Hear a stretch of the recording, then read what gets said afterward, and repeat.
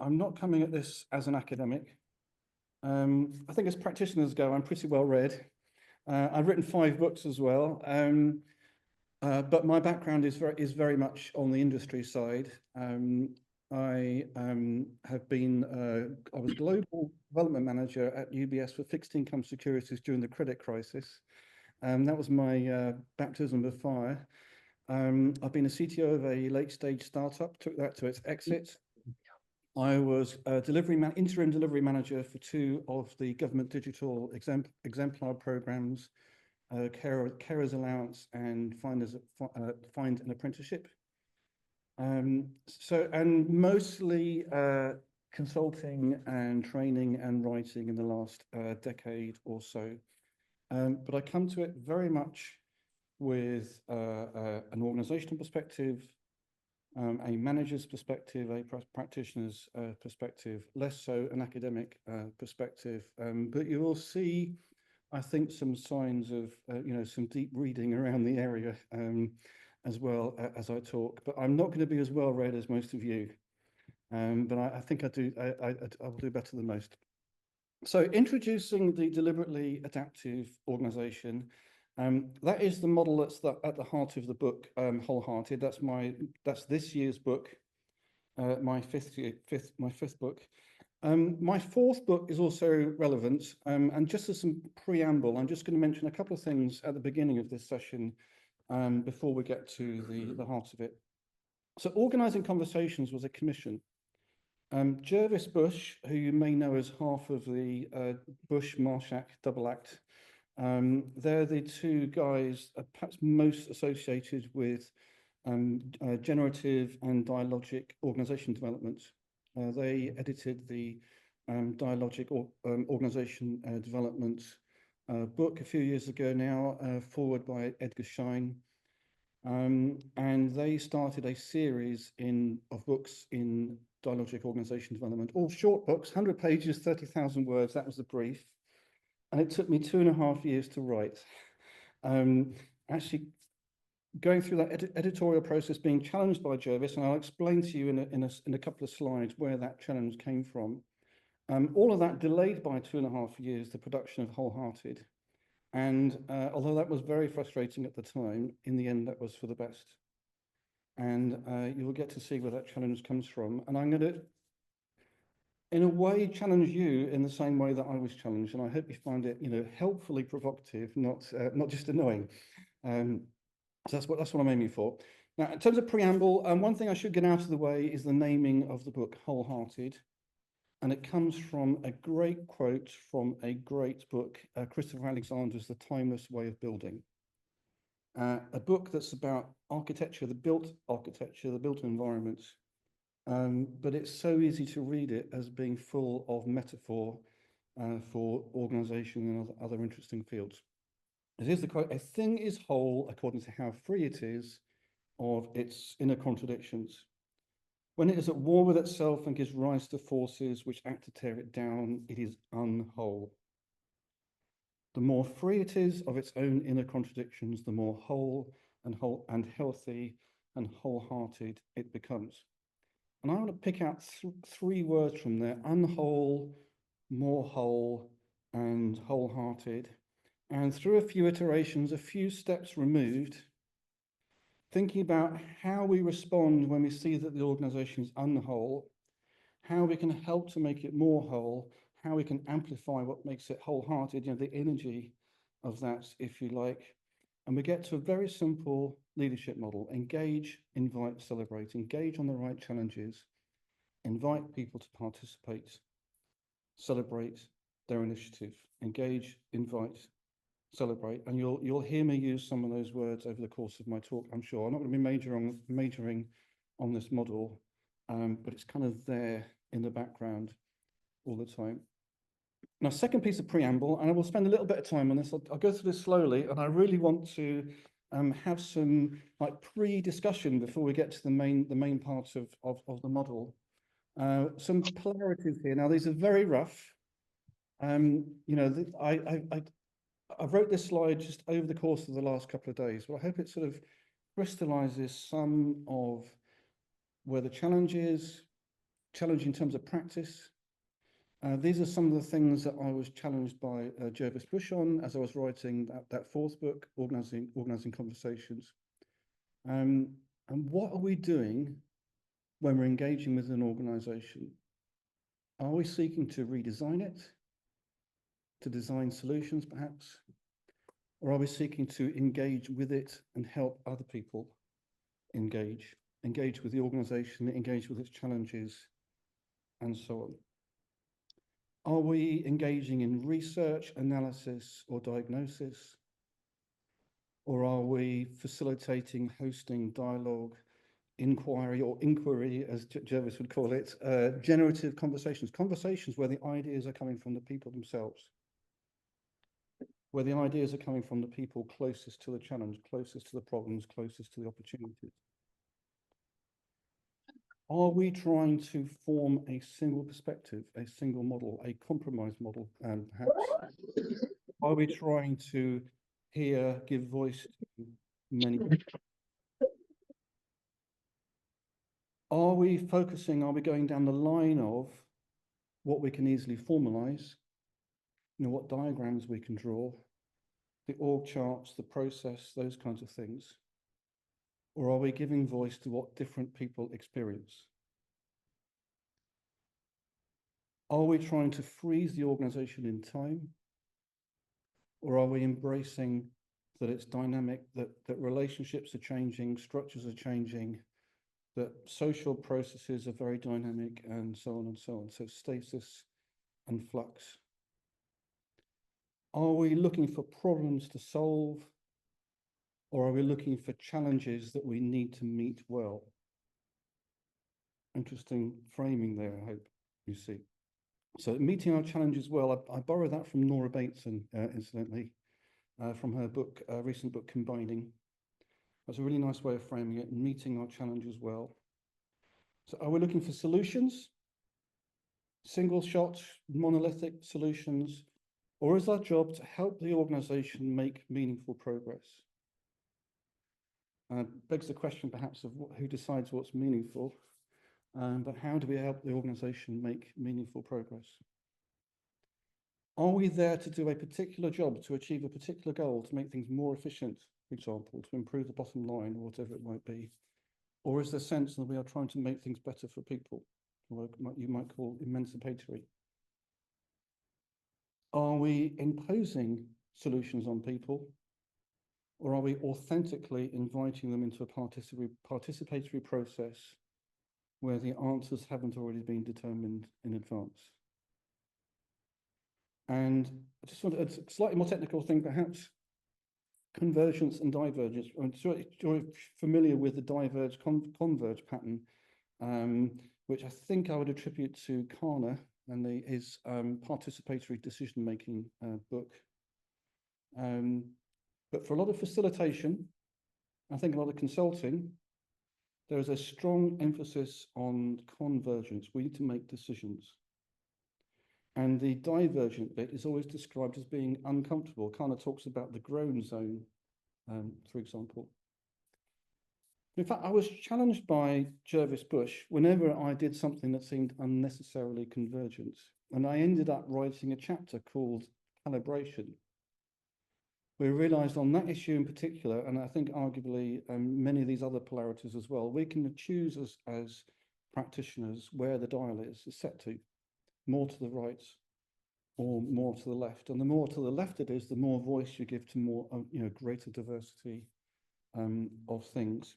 That does might seem to leave a challenge. How do we actually, in the end, actually get to something where people are going to make progress? But if we're giving them the opportunity to make progress, perhaps us agreeing as a group exactly what the thing is might actually be less important than we think.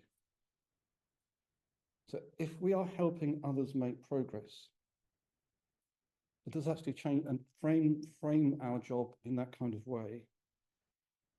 Perhaps we can let go of some of those convergent things.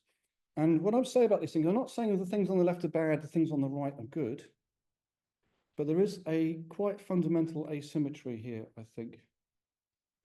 If we focus on the things on the left, you actually exclude a lot from the rights. The more formalized it is, the more that people already are looking at something and thinking what's right and wrong about it. That's a whole lot of other things that they're not thinking about, not talking about. If you focus on the things on the right, you do make the things on the left harder, but not impossible. You've got more stuff to organize, but in that more stuff to organize, perhaps that's where the gold is. And if you haven't prejudged the situation in advance, you're more likely to have some gold there. And if the goal is to make progress on a broad front, it's not even your problem. People can decide for themselves where they want to engage, where they want to try things, where they want to make progress. That's the essence of generative organization development. And before I continue, I'd just like to throw that open. I'm trying to be helpfully challenging, not obnoxious. I'm not totally not saying you're doing it wrong, but I'm inviting you to consider, could you try for longer not doing things that are convergent?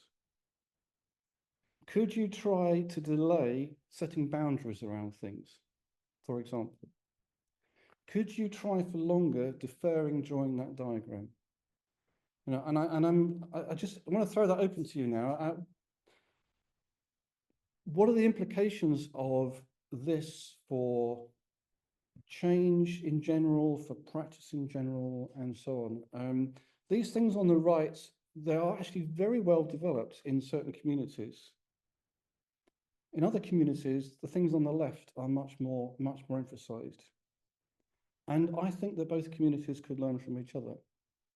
And that's the juxtaposition I'm going to make on the next slide. But I'd like to throw it open to you first. And how do you respond to these? Am I just being annoying? Am I misrepresenting what a lot of people do? Or what opportunity do you see? What difficulty do you see with some of the things on this slide?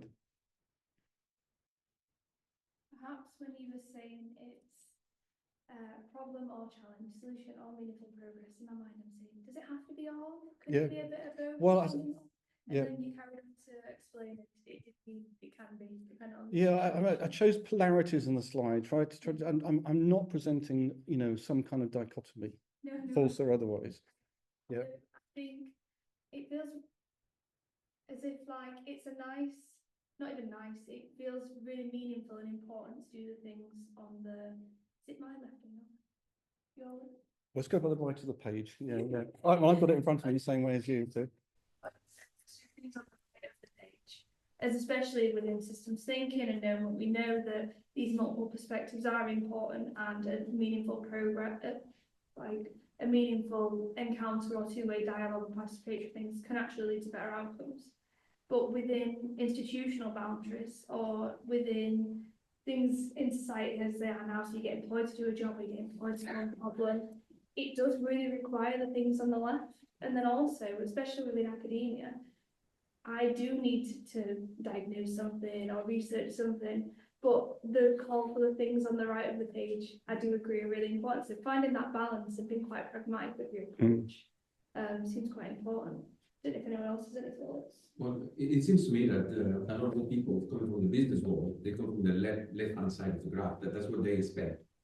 Problem solutions, an instrumental sort of strategy that they can implement and in a sense impose onto the others to get what they believe is the right way or the right solution. Whereas on the systemic world, we tend to work on the right-hand side, and we tend to believe that this is the sort of champion perspective, or the perspective to champion as a way to actually deal with whatever the situation. But I believe that we haven't been really good at communicating where we are coming from and where other people are coming from, so that we can get the best of both worlds, as you were saying. Yeah, I think it goes right back to the beginning of the engagement, doesn't it? To how the engagement is framed, perhaps even sold. Yeah. Anyone else? Perhaps someone online.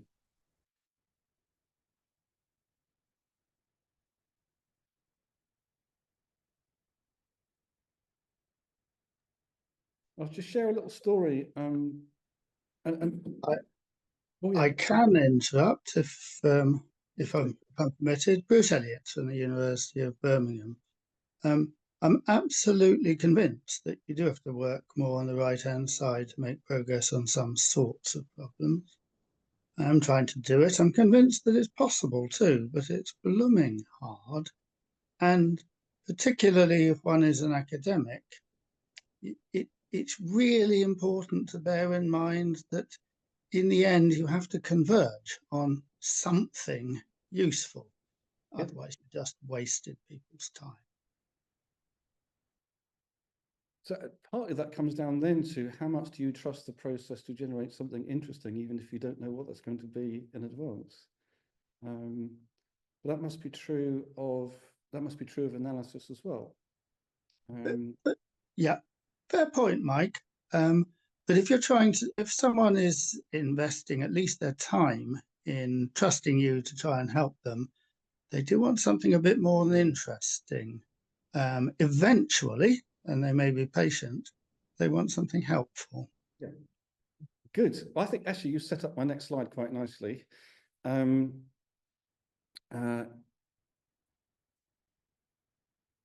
So it's well, I'm going to go back to a slide I've already showed actually.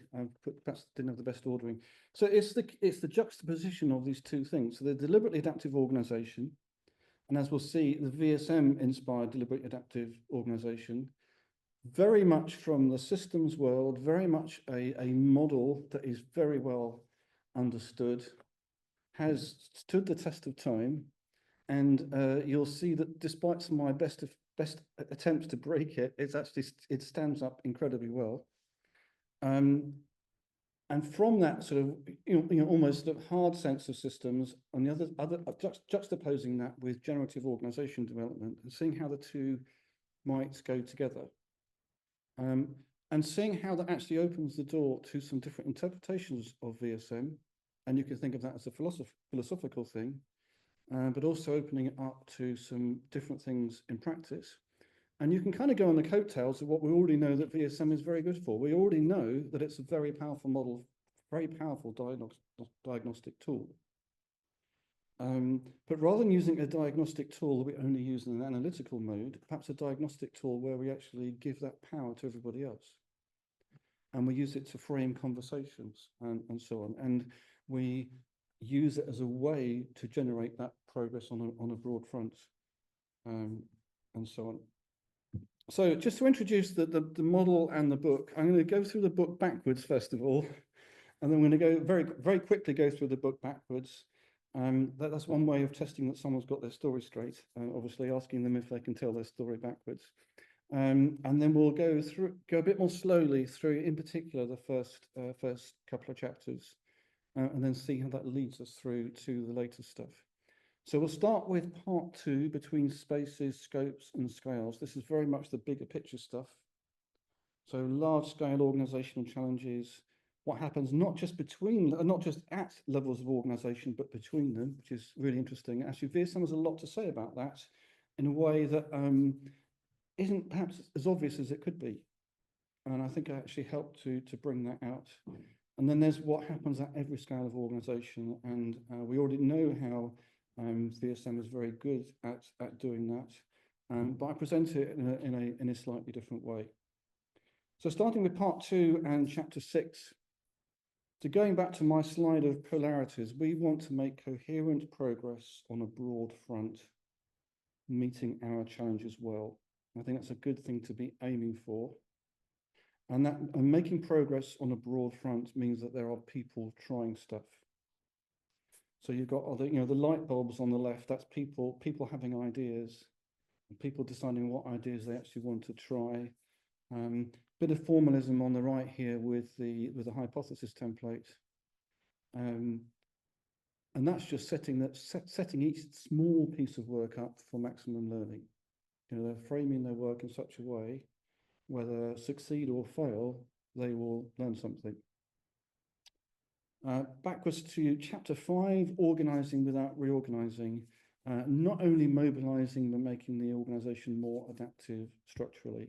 And as we will see, VSM actually has a lot to say about how, it's fairly obvious that VSM has a lot to say about how, for example, teams work, and how they relate to each other and how they relate to higher scales of organization, but also has useful things to say about more dynamic practices like teaming.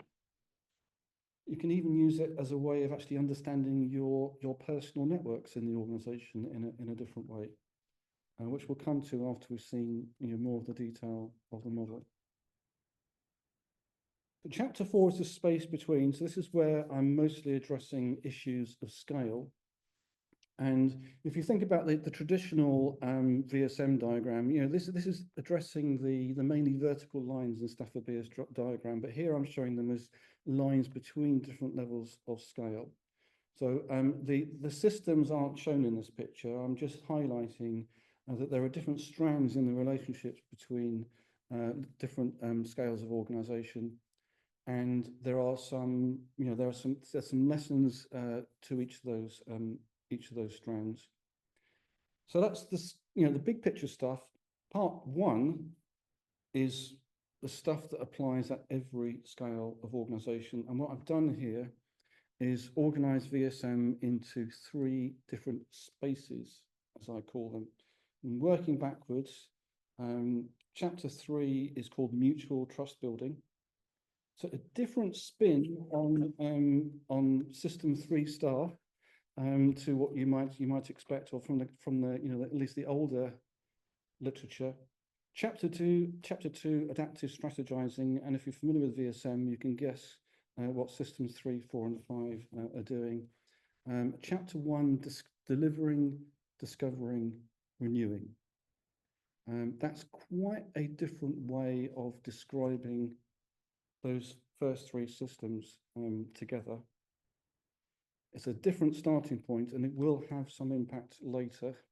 And I'm not going to give you a spoiler. In fact, I kind of leave it as a test to you. Where does this different starting point, where does that lead to changes in the way I'm presenting VSM? And it's in this first space, the delivering, discovering, renewing space. That's where the liberation of the organization's adaptive capacity begins. That's kind of the good news of the book, is that you can expect to make good progress really early in the process. If there are problems in this space, in the relationships between these 3 systems, that's going to have an effect on the organization that we can do something about. So what this is a representation of Stafford Beer's classic model, as well as giving names to systems, which I'm not the first author to have done that, as I'm sure you know. I've gone very much with these in words, and that's a reminder that these things are continuous processes, not things.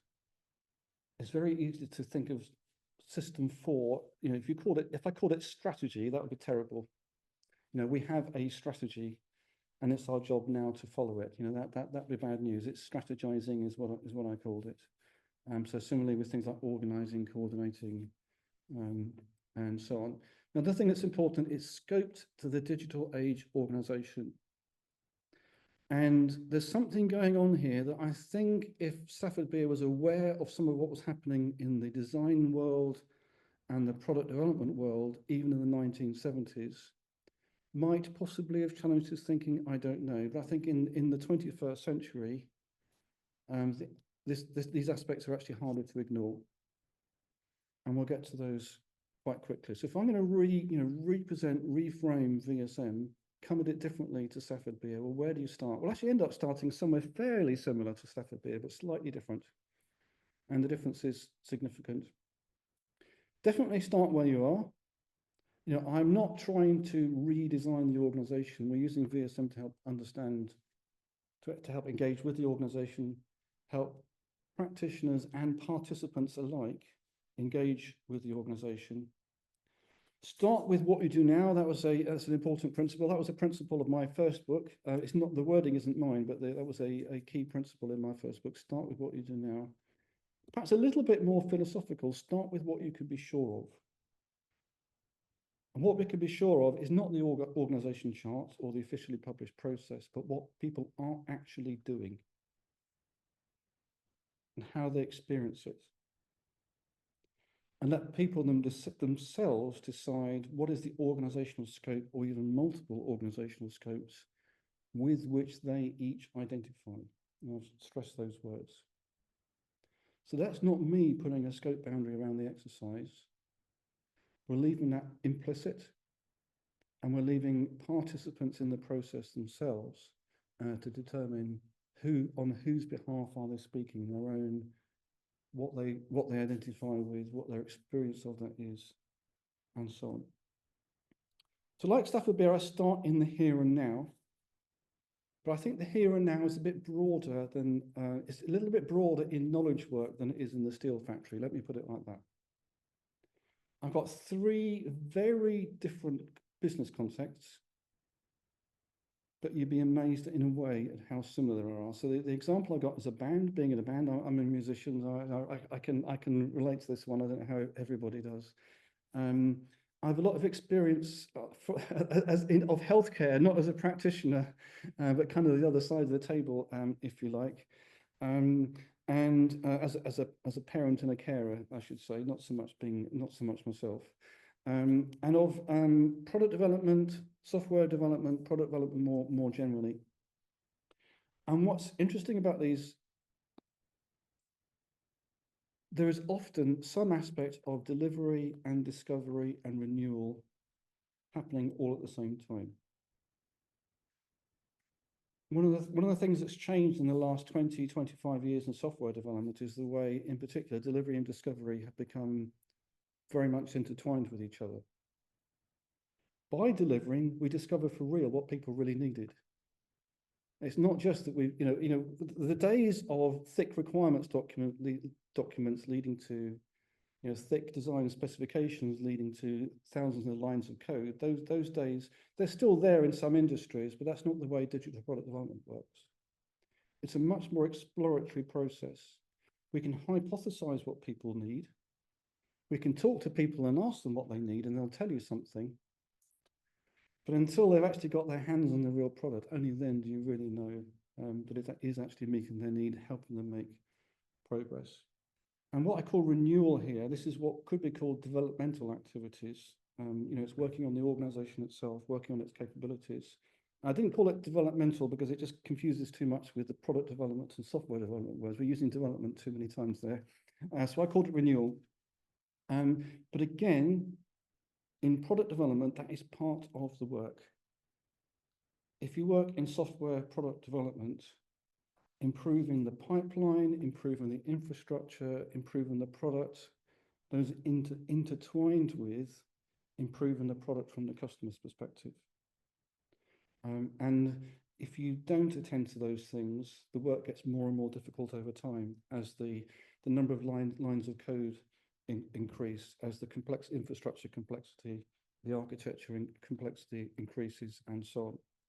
So as products evolve, as user bases grow, and so on, there's always that pressure also to be making internal improvements to the system as they go. And that's actually part of doing the work. That's what I want to stress here. So that's delivery, discovery, renewal, plan-driven versus demand-driven. Different teams have different, these in different proportions, but there is rarely an entirely plan-driven team that doesn't also have some level of demand-driven, and vice versa.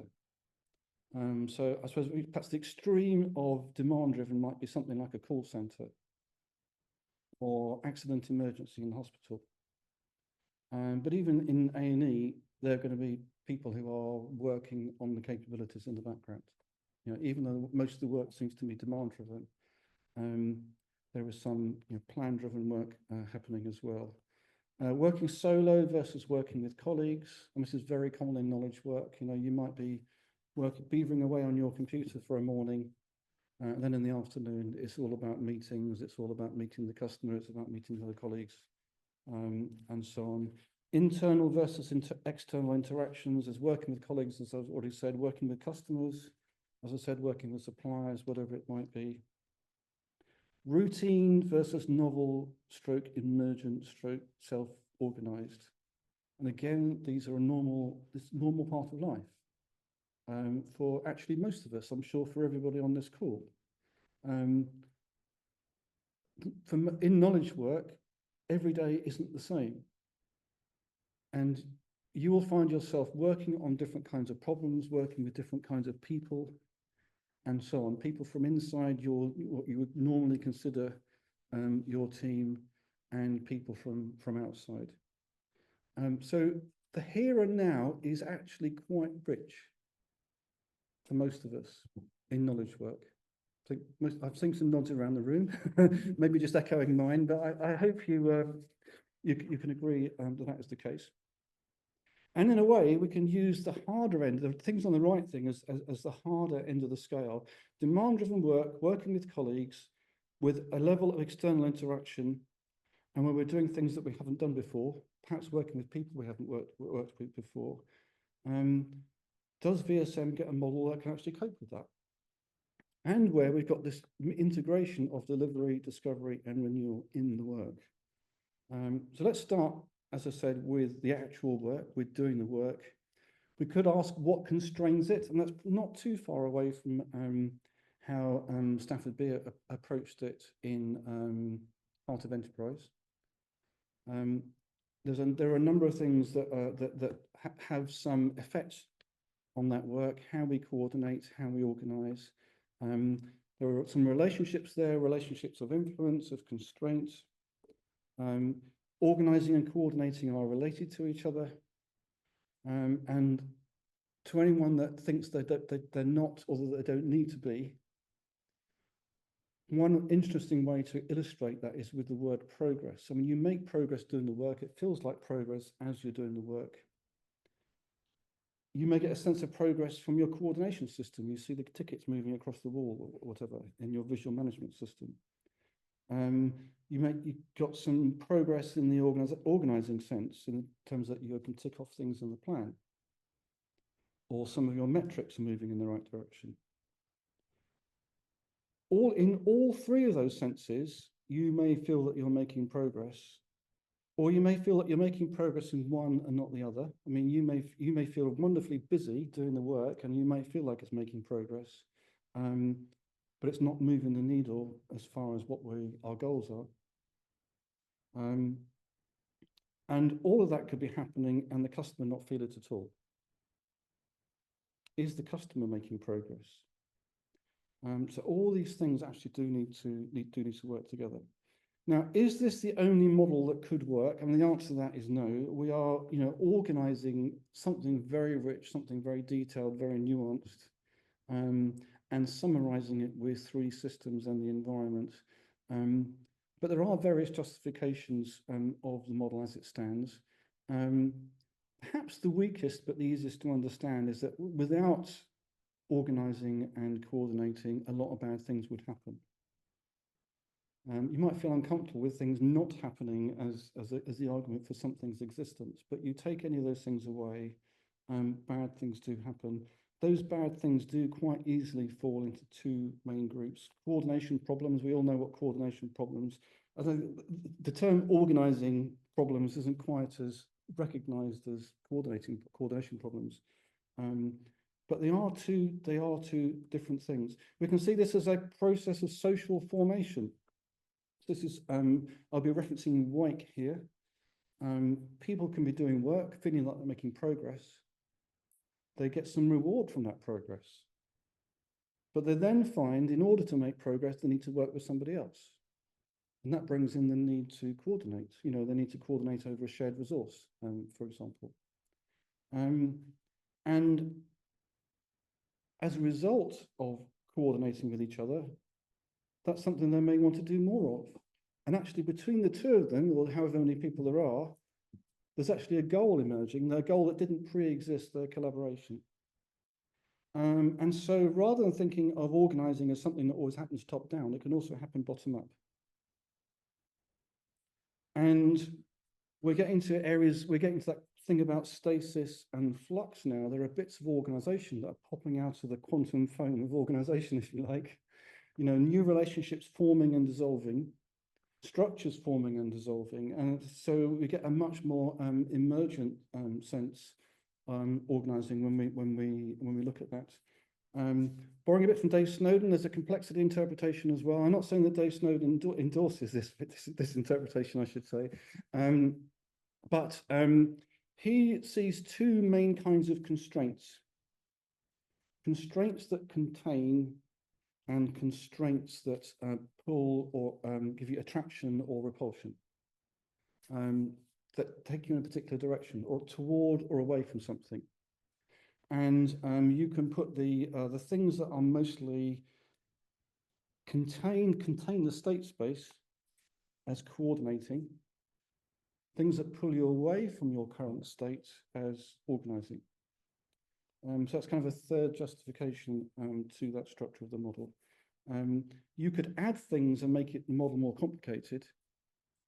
The trouble then is it would be less universally applicable. Or you could collapse any two of these boxes together. You could say that coordinating was part of doing the work, for example.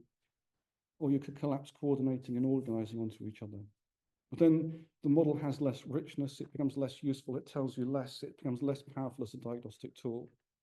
And I think we actually do have a sweet spot here that works, thank you, works just about, all the time, and with certain caveats, works pretty much all the time, and at the same time says something useful. So I said earlier on, liberating communication and decision-making capacity inside and outside the scope in question. This is really crucial. If you go back to McCulloch and potential of redundant command, is that the principle, something like that? If you want self-organization, if you want emergent things to happen, if you want innovation, you must have decision-making and communication capacity in the organization. It's very easy to see that without those things, those things can't happen. People won't notice the opportunity, they won't have the bandwidth to talk to their colleagues, and so that those things don't happen. All these things are absolutely dependent on those capabilities. And it's actually the test that we're getting these things right. If we're not coordinating well, that consumes coordination and decision-making capacity. If we're not organizing well, that consumes decision-making and communication capacity. And the benefits are really profound, because when we improve them within the team, and the team becomes more able to manage itself, to be more self-organizing, self-managing, and I kind of mean both senses of self-organizing there, that's less effort needed by the surrounding organization to manage them. So that's freeing up their communication and decision-making capacity. So it has second order and nth order effects as well. And I keep going back to reframing things. I mean, lean frames things as reducing waste. And I think a much more positive frame would be liberating communication and decision-making capacity. No one wants to be told that they are waste, or that the work is doing waste. But there is an emancipatory aspect to how can we free your decision-making and communication capacity. Maybe not everyone will respond to that, but if enough people do, then we can start to identify the things that are unnecessary drains on those capacities.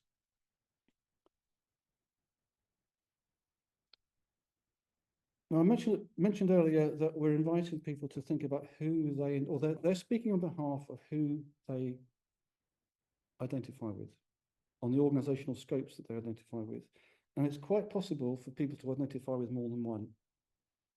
So I might identify with my team and with the wider organization. I mentioned I was head of IT fixed income securities at UBS. There's two organizational scopes just in that title.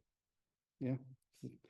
There's my global department, there's the organization as a whole, and I would have identified with other things in between as well. I might identify with particular kinds of technology, with particular kinds of role and all sorts. There are all sorts of identities that we have, and I leave it to people to decide for themselves what they identify with, where they're coming from, and so on. And I've actually mentioned that those two that I identified with are at completely different scales of organization. A department of 100 people versus an organization of tens of thousands of people. I could have gone down an order of magnitude down the other way, going down to individual team level, for example. People will have their own ideas as to what their different scopes are. You could have people from roughly the same scope who think roughly alike in terms of what their scope is in the room, or you might have people from different parts of the organization. And the interesting thing is what do they agree and they disagree on? Or what do they experience differently? And where one group experiences something well, that may be possibly a lesson for a group that experiences something poorly. And when people from disparate parts of the organization experience things in the same way, that's also really interesting. That tells you there's something common to the organization as a whole. It might be something good, it might be something less good. It might be a constraint that applies widely across the organization that we might want to challenge somehow. People have different understandings of what it means to do the value creating work, what it means to coordinate, what it means to organize, and so on. Different understandings, but can we have a productive conversation even allowing for different scopes, different understandings? Well, yes, we definitely can. You don't have to have nailed everything down. You don't have to do it with reference to an org chart. You don't have to do it with reference to a process diagram for you to have a productive organization. What is consumed? This is only for example. There are lots of other conversations we could have, but for example, as I've mentioned, what's consuming our decision-making capacity for each of us? What's unhelpfully consuming our communication capacity? How could we communicate better? What's the noise that we can get rid of, or whatever? How much of that is explained by the relationships between these different systems? And we can make that a more generative thing. When these relationships are working at their ideal best for us, at their ideal best for everyone, what's that like? We can imagine what's that like. Get out slightly out of the here and now to a more idealized version of the here and now, or an adjacent possible version of the here and now. And as we explore the boundary, I have used the word boundary there, as we explore the boundary between the actual here and now and what's possible and the ideal, and we can think about what's in the way of what's possible, what's ideal, we're actually identifying issues with the organization. We're identifying obstacles rather than saying what's wrong with the organization. We're saying what's an obstacle in the way of being different in a different place, in a different state, rather than saying what's wrong with the organization. It's a less judgmental way of framing some of the organization's issues, and that may be helpful. When you start judging people, that can put up the shutters. And by pointing out to people that they're able to frame things in a less judgmental way, it may actually help make it easier for them to express what those obstacles might be as well. And you can use all the tools of facilitation. You can use, small groups, 1, 2, 4, all. All these sort of facilitation patterns can be used. I use assessment tools as well. Very careful to make sure those assessment tools are non-prescriptive, however. The trick is to make them generative. Use generative images. Describe what most people would want in a way that doesn't specify design, doesn't specify solutions. Get them to choose for themselves which of those images they respond to. Get them to enjoy it. Get them to articulate in their own words what it would be like. Whose needs would we be meeting? What new stories could they tell? We're getting to a narrative way of approaching it, not an analytical way of approaching it. And then, okay, we've got these great stories we would love to be able to tell. What stops us from telling them now? So a much more dialogic, much more generative way of approaching things. And as I mentioned, I'm sort of getting towards the end of this sort of first chapter, open to multiple interpretations and motivations. So yes, there's a cybernetic interpretation. Yes, you could go to town on Ashby's law early on. In the book, I actually defer that to chapter 3, and you'll see why and how in a bit. I mentioned Wyke, social dynamics, social psychology, thinking about, like, as I said, the quantum foam of organization, relationships forming and reforming. This is part of the complexity of organizations. And we'll talk about it later in the book in chapter 5, and we'll talk about teaming and re-teaming.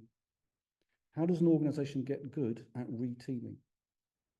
So for example, in a hospital, so if you've read Amy Edmondson, a lot of her case studies are healthcare related. How do you get people from different departments in a hospital to work together to achieve something for a patient? So my daughter, I mean, she sadly passed away now, but my daughter had a complex condition. And complex means different things in healthcare, but the most important or the most useful one is that it involves multiple medical disciplines. And we've had consultants of multiple hospital departments around her bed at the same time, for example. That's quite unusual. And that's not the way hospitals like to work. And in the early days, we would find that things used to fall between the cracks. We used to use our community nurse as our runner to make sure that the different departments were talking to each other, that when we came to hospital with Florence, which was even taking her to hospital was a big deal, that they'll be ready for us, that the test results would be done, and all those kind of things. And to start with, that worked really badly, but it got better and better, and the practitioners got to know each other. And come COVID, when a lot of this stuff was happening over Zoom, they got really good at it. And we started to get consultants actually fighting for who was going to take charge on for a particular period. So we saw that improve. That was a great example of teaming. And actually, healthcare, particularly for the difficult parts of healthcare, the more that teaming is natural and instinctive, that people know how to organize together, know how to coordinate together, rather than having to learn it the hard way, the better the outcomes are for patients. I saw the same thing at UBS, in my time at UBS. Some really interesting work done by people from different teams. To my shock, to start with, they didn't actually know how to work together. We went from them barely able to work with each other to them producing things I hadn't even asked for. That was just amazing. Made life better for everybody. So we're going quite a way away from the idea of VSM describing an organizational design, and a bit more towards VSM describing people's everyday experience, and the everyday experiences of groups of people, and so on, and allowing for things like flux. But in the end, our work is constrained by how we coordinate and how we organize. And that's true between people, it's true between teams, it's true at every scale of organization. So that's the end of chapter 1. Shall I just throw that open for, I've got no particular challenge to put to you. Just throw that open for comment, really. How similar, how different is that to your current understanding of VSM? Perhaps what problems you see with it? What am I doing wrong? Any of that? Right, can I throw that open? When you were talking about the constraints that pull you away Yes. from doing work, or the constraints that Well, they pull you away from your current state. Yes. And those constraints that contain you from doing something. Yes. Do you see that as part of the coordination of system 2? Task, or is it the 1, 2, 3 working together? So I see, I think it's fairly conventional. I see system 2 as being, I call that coordinating, but system 2 is mainly about how in general we operate, how we keep that within safe and effective bounds, and so on. So to that, they constrain the state space in that way. When it's organizing, it's what we're organizing around and towards. What are we trying to achieve? And that's taking us away from where we are now to something else.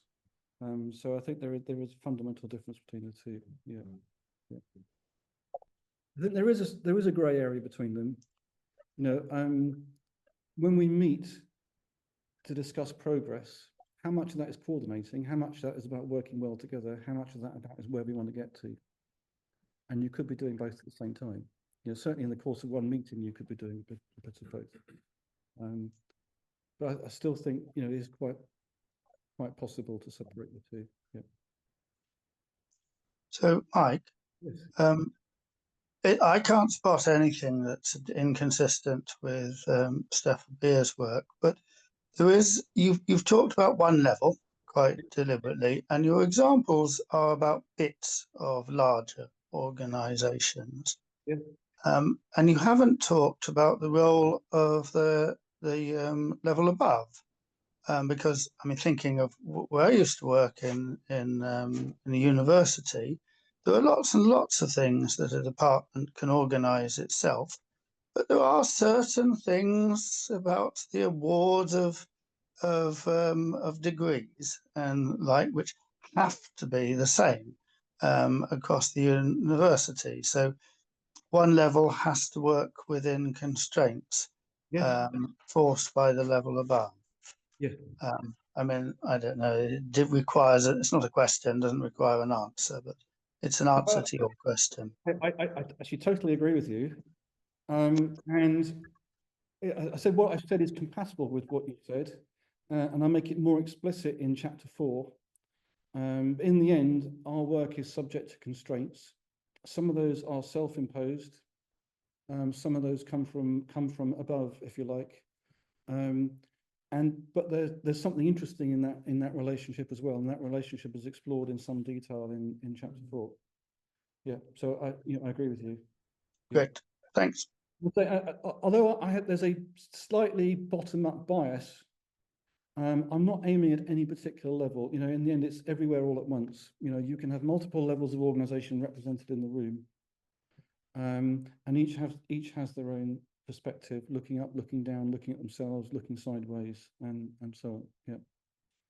Yeah. In the end, we all coordinate with people and organize with other people at every scale of organization. And our constraints, some of those are local, some of those are more global. And it's interesting how in this kind of interpretation, they kind of, it's all of that happening at once in these systems. You can think of the organization as a whole as it's everybody organizing and coordinating together. Or you can put and think about the structure being inside those constraints. Or you can then overlay the model over the organization structure and so on. There's all sorts of ways you can play with the structure. Or as I tend to do is to leave most of that open to each participant's interpretation. And the fact that people are approaching it differently, that kind of helps because you've got more things to talk about. Yeah. So I don't start with defining terms, I should say. Yeah. It's very interesting, but how does that relate to timing? For example, isn't it a matter of switching from one side to the other as the organization grows and matures? So at the beginning, perhaps they need a little bit more of structure to start with, but then you get to a certain level where there's no more gaining, and then you need to think more systemically to come up with like the new stage or the new phase, and then you have to have structure again. And so it's kind of like a cycle. Yes. That is. There's a bit of a clue in the title of the book, and it's the deliberately adaptive organization. And I do think organizations need to adapt. I do believe in organization structure. I also believe that in a way you don't need to give its voice explicitly early in the conversation because it will speak for itself. And the more I let people work out for themselves on whose behalf they are speaking, that gets things voiced early and stops you precluding the voicing of things that might turn out to be important. And it's more of a topic for the later parts of the book, but you need, at each level of organization, they need to recognize when it's not working. They need to recognize when they're receiving signals that disconfirm some of their core assumptions.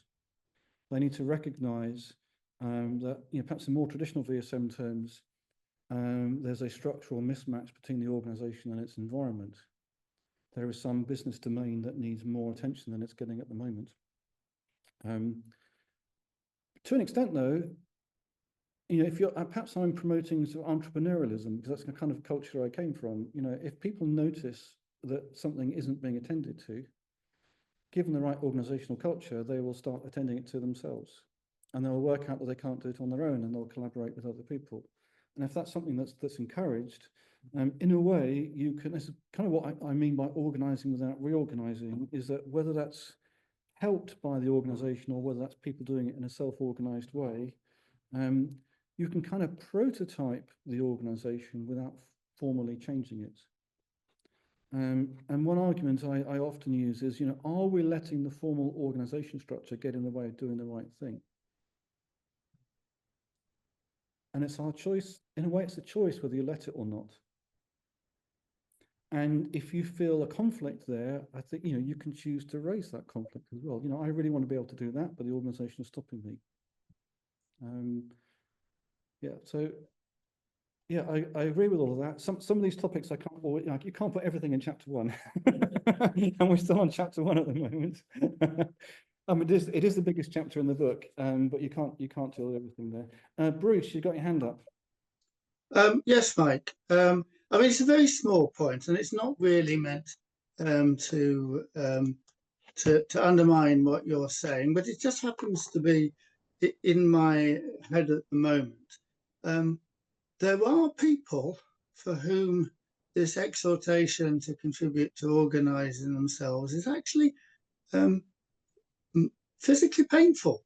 They don't like that. There are people who like to work within a definite structure. Do you,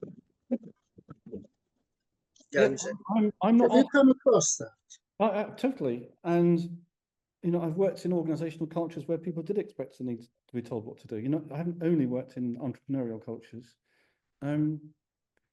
We can turn it around and look at what the perhaps this is a more instrumental way of looking at it, but at least to start this, look at what the organization actually needs. It needs people at every level of organization who are noticing what needs tending to, who are engaging with the right challenges, as I put it, are collaborating with others, are inviting people into that process, are celebrating their progress, their accomplishments. That's back to that wholehearted leadership model that was in my preamble. And you can't demand that of everybody. You're completely right. But it's a problem for the organization if it doesn't have that happening. Yeah. And its job actually is to nurture it. You don't make a wholehearted organization just by having a managing director who's doing those things. You need people attending to those different business domains. You need people noticing things that aren't going wrong, that aren't working as they should. People noticing opportunities, so on and so on and so on and so on. And part of the way you achieve a deliberately adaptive organization is actually by nurturing those leadership behaviors, I think. That's a perfectly reasonable answer. Thanks, Mike. Good. Right. So I seem to have got away without the pitchforks coming out so far, which is which is good. Now, so I did mention that my starting point was a little different to Stafford Beer's. Delivering, discovering, renewing, I think is different. For his axis of operations and delivering, discovering, renewing, I don't think are identical. And there is an impact there. I would argue, now what I actually will argue ends up being simplifying the model. And if people want to add that extra complication back, that's up to them. I'm not going to stop them. But it does enable a simplification to the model. I would argue that all interaction with the outside world is work. It's of a delivery nature, of a discovery nature, it's a renewing nature.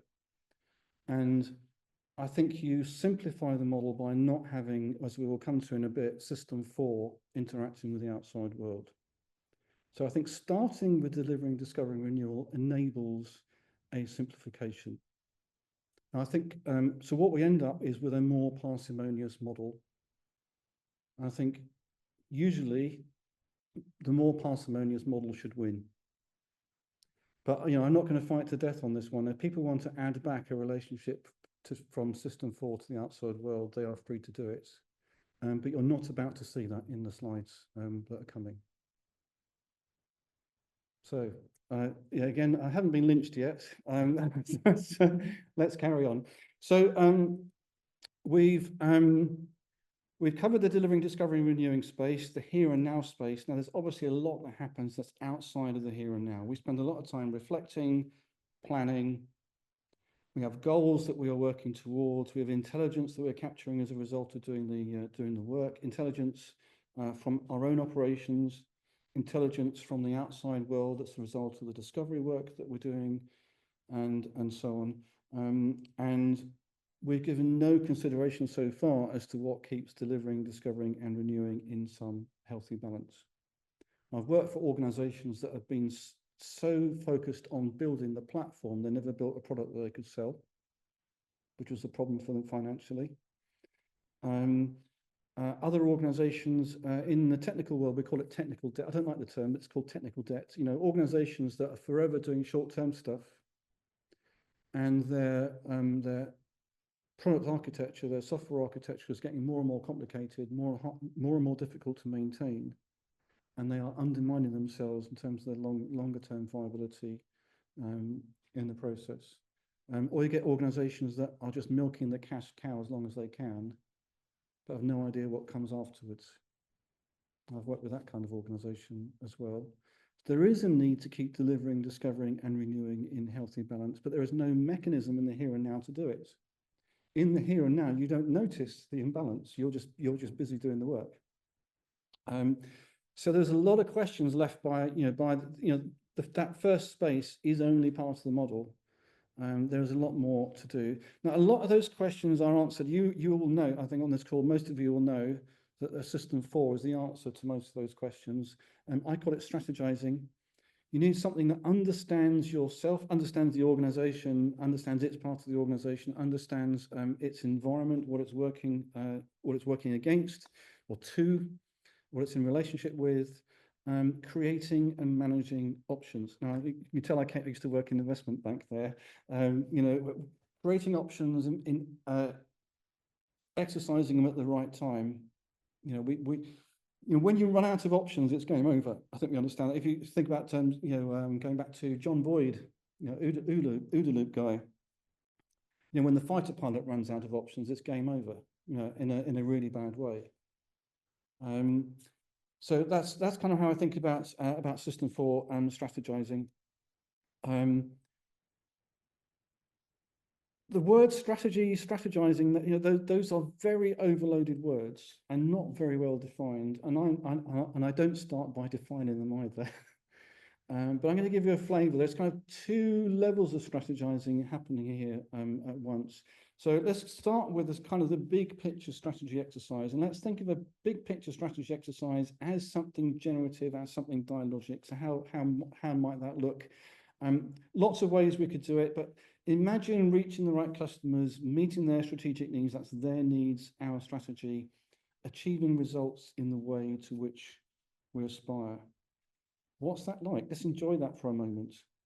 Whose needs will we be meeting? What new stories could they tell? What gets in the way of that? Why isn't life like that right now?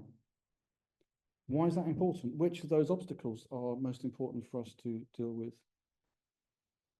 What would you like to have happen? Then what happens? Now we get into outcomes, layers of outcomes that we can explore and organize and so on.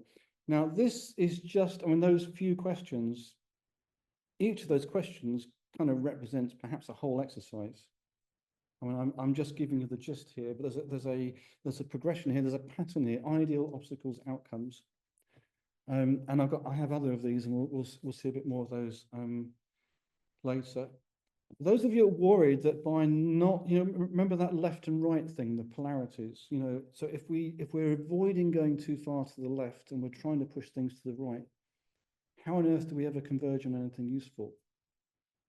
There's a trick here, and it's not to converge, it's not diverge, converge. It's thinking we're exploring a multi-dimensional space, and every time we take a change of direction, move from one dimension to another, people will decide for themselves what they carry with them. So you'll have a great conversation exploring the ideal, what's that like, what new stories, all that kind of stuff. And when they come to the obstacles, what stops that, what gets in the way, it'll be obstacles in the way of some particular aspect. And when we go from obstacles to outcomes, they will choose which of those obstacles are the most interesting things to generate the outcomes from, and so on, and so on, and so on. So, I mean, given a limited amount of time, limited number of people in a limited space and all the rest of it, you know, the conversation can only go so far, but you can keep it interesting and take you towards something in the end that's going to be productive, that people are going to be motivated to work on, by choosing carefully what dimensions you explore and in what order, and how much time you give to each, and so on. So that's one alternative to the Converge thing. Now I'll give you a more elaborate sequence a bit later in the talk, but there's a useful idea there. So some people call it the difference between facilitating and hosting. You know, facilitating is so tied to, you know, the Sam Kana that we're thinking diverge, converge. As hosting, we are hosting productive conversations, in helping people enjoy a productive conversation. Is kind of a slightly different metaphor. How do you keep it productive without forcing people to make decisions? That's the challenge. And my trick of going through different dimensions is how I solve that problem. What you may have noticed in that wording, there's kind of implied two different strategy approaches, outside in and inside out. Not my terms, I'm sure most of you will have encountered them before. So reaching the right customers, meeting their strategic needs, that's outside in. How do we meet customers' needs such that we can see that they are making progress? That applies to the organization, to its customers, that applies to us as product practitioners, helping the organization make progress as well. Achieving results in the way to which we aspire. As soon as we talk about the way in which we do things, we're talking inside out.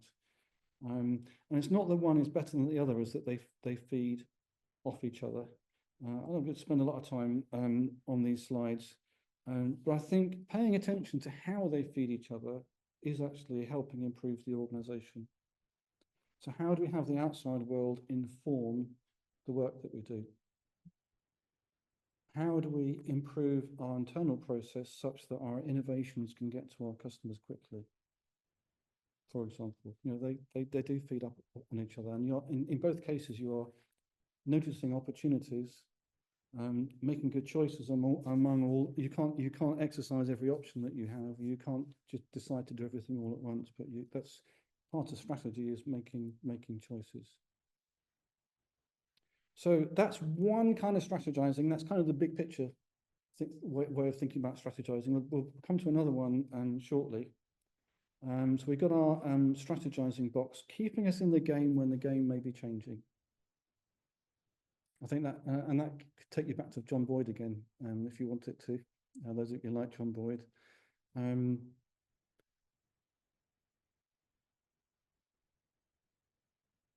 And kind of as Stafford Beer did in Heart of Enterprise, and as kind of what we were doing in chapter 1, same idea applies. What constrains it? That's how we find out what else we need. And there are a number of things that constrain strategizing. And part of it is what we know, and kind of built on what we know, our predictive model of how the organization will respond and how the outside world will respond when we change something, when we try something, when we exercise one of our options. There's how we're deployed. And again, this ties very nicely to John Boyd as well. You know that funny pentagram thing in the middle of the OODA loop. You know, what we are able to perceive depends on a lot of things. We don't have a perfect view of the outside world. We don't have a perfect view of even of ourselves. It's very path dependent.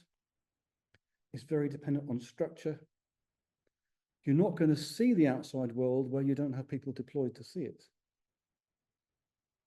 So how we are currently deployed, what we're currently doing, the capacity that we have, and remember, going back to decision-making, communication capacity, So lots of things have a very limiting effect on what we're able to perceive about ourselves and the outside world. And part of the problem, I think one of the reasons organizations get into crisis is that the busier they are, the less communication and decision-making capacity they have, the less they're able to see that they're in trouble. And even if they do see that what's in trouble, the less able they are to do anything about it. And I think there's a negative spiral there that can happen. Thinking back to the question we had recently, and thinking about, taking up a level of scale, there's those we coordinate and organize with. So we're back to the fractal nature of VSM. It's applying at every scale of organization. If we're a team doing some work, organizing, strategizing, we also coordinate and organize with other teams at a higher level of organization. And that has some constraining effect on what we can do and also what we can know as well. That's all part of that, architectural effects and what we're able to perceive. I said there were two, I kind of think about strategizing at two different levels. We had the big picture strategizing. There's also what I call everyday strategizing as well. So we've got an example of this is a team reviewing the work that it has on the board, and they're saying things like, we're seeing, looks like this, what if only we had, next time we should. And clearly some of those things are stepping out of the here and now, and they're more reflective, they're more planning. So definitely something system 4 or above, or system 3, 4, and 5 happening here as well. Some options it will dismiss. That's not who we are. That is system 5. Well, I haven't shown system 5 yet, but I think you know what's coming. That's system 5 kicking in. We have a sense of identity as a team. That's not who we are. We just wouldn't do that. We wouldn't do it that way. Also, questions of sustainability. That's also system 5 as well. That's having a care for our longevity. If we don't think that something is sustainable, or we think that the way we are doing things now is unsustainable, we need to do something about it. We are confronting those sort of existential issues, if you like. So there's another system we need to add, system 5. I call it self-governing. So it's a filter on bad or dangerous ideas. It's the ultimate arbiter on what we're going to do. Where there's where what we could do conflicts with, our primary goals, our sense of self, and so on. It's a moderator in the sense that some ideas won't even get articulated, let alone, evaluated and rejected. For better or for worse. Sometimes our self-image as a team, as a group, as an organization, has a negative impact on our relationships outside. To give you an example, marketing is all about that, isn't it? Yeah, but to give an example, when I worked in the government digital space, I worked with two teams, and this wasn't their words, this is mine, but it was though they saw each other as cowboys and dinosaurs. So one team saw the other team as the dinosaurs, always doing things the old way, too slowly, too bureaucratic, all the rest of it. And the dinosaurs saw the other team as being the cowboys. They just wanted to do quick and dirty. Not realizing there was a different kind of rigor to what they were doing. And it was actually quite a hostile relationship. I sat in one particularly awful meeting. And it was two different suppliers in a government project, and then a project manager from the government side entered the room, and the hostilities continued. And I was just mortified. I thought, this is just embarrassing. Quite unprofessional. All the rest of it. Long story short, a few weeks later, we actually had members of one team sitting with the other team, working together side by side, day by day. Much healthier relationship. They got beyond their own self-image and the images they had of the other teams, and found a way to work with each other. So this system 5 stuff, not everyone can engage with the existential stuff. you know, identity and stuff like that. But when it impinges on the relationships we have with other teams, it really does matter. And sometimes, you know, breaking down those boundaries is what needs to happen. We needed to stop seeing ourselves as two suppliers in an adversarial relationship, trying to deliver competing things to the same customer. But we were actually a team working together to help that customer make progress again. Yeah. So that's system 5, and again, this is going to be a much shorter chapter than that first one. Are these relationships in healthy and productive balance? And you could just explore that as a generative a prompt. There's a whole list. I mean, we all know how powerfully diagnostic VSM is, and we could point to a whole lot of problems that occur. In some of my training, I used to go through a list of problems, and I found it so depressing to go through the list of problems. I kind of had to leave. I gave it in a handout instead. You can read this in your own time, or refer to this in the exercise. I didn't want to go through the litany anymore. You know, when you start thinking about the relationship between the short term and the long term, the relationship between delivering, discovering, renewal, the balance between delivering, discovering, and renewal, you understand how important this self-governing stuff is. I think most of you know this already. You know, the relationships are drawn in a funny way here. You've got the mutual relationship between strategizing and organizing, and you've got self-governing as actually regulating the relationship between them. So that's regulating the balance between the here and now and the stuff that's not here and now. Outside and then, as Stafford Beer called it.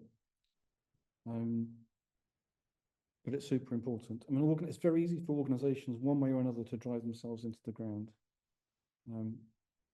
And concerns about how sustainable things, concerns about how we're renewing ourselves, how we're finding new opportunities, how we're developing things, exercising options at the right time, versus the very real pressure to actually deliver, to earn money in the immediate term, and so on. It's one of the hard problems of organization. Yeah.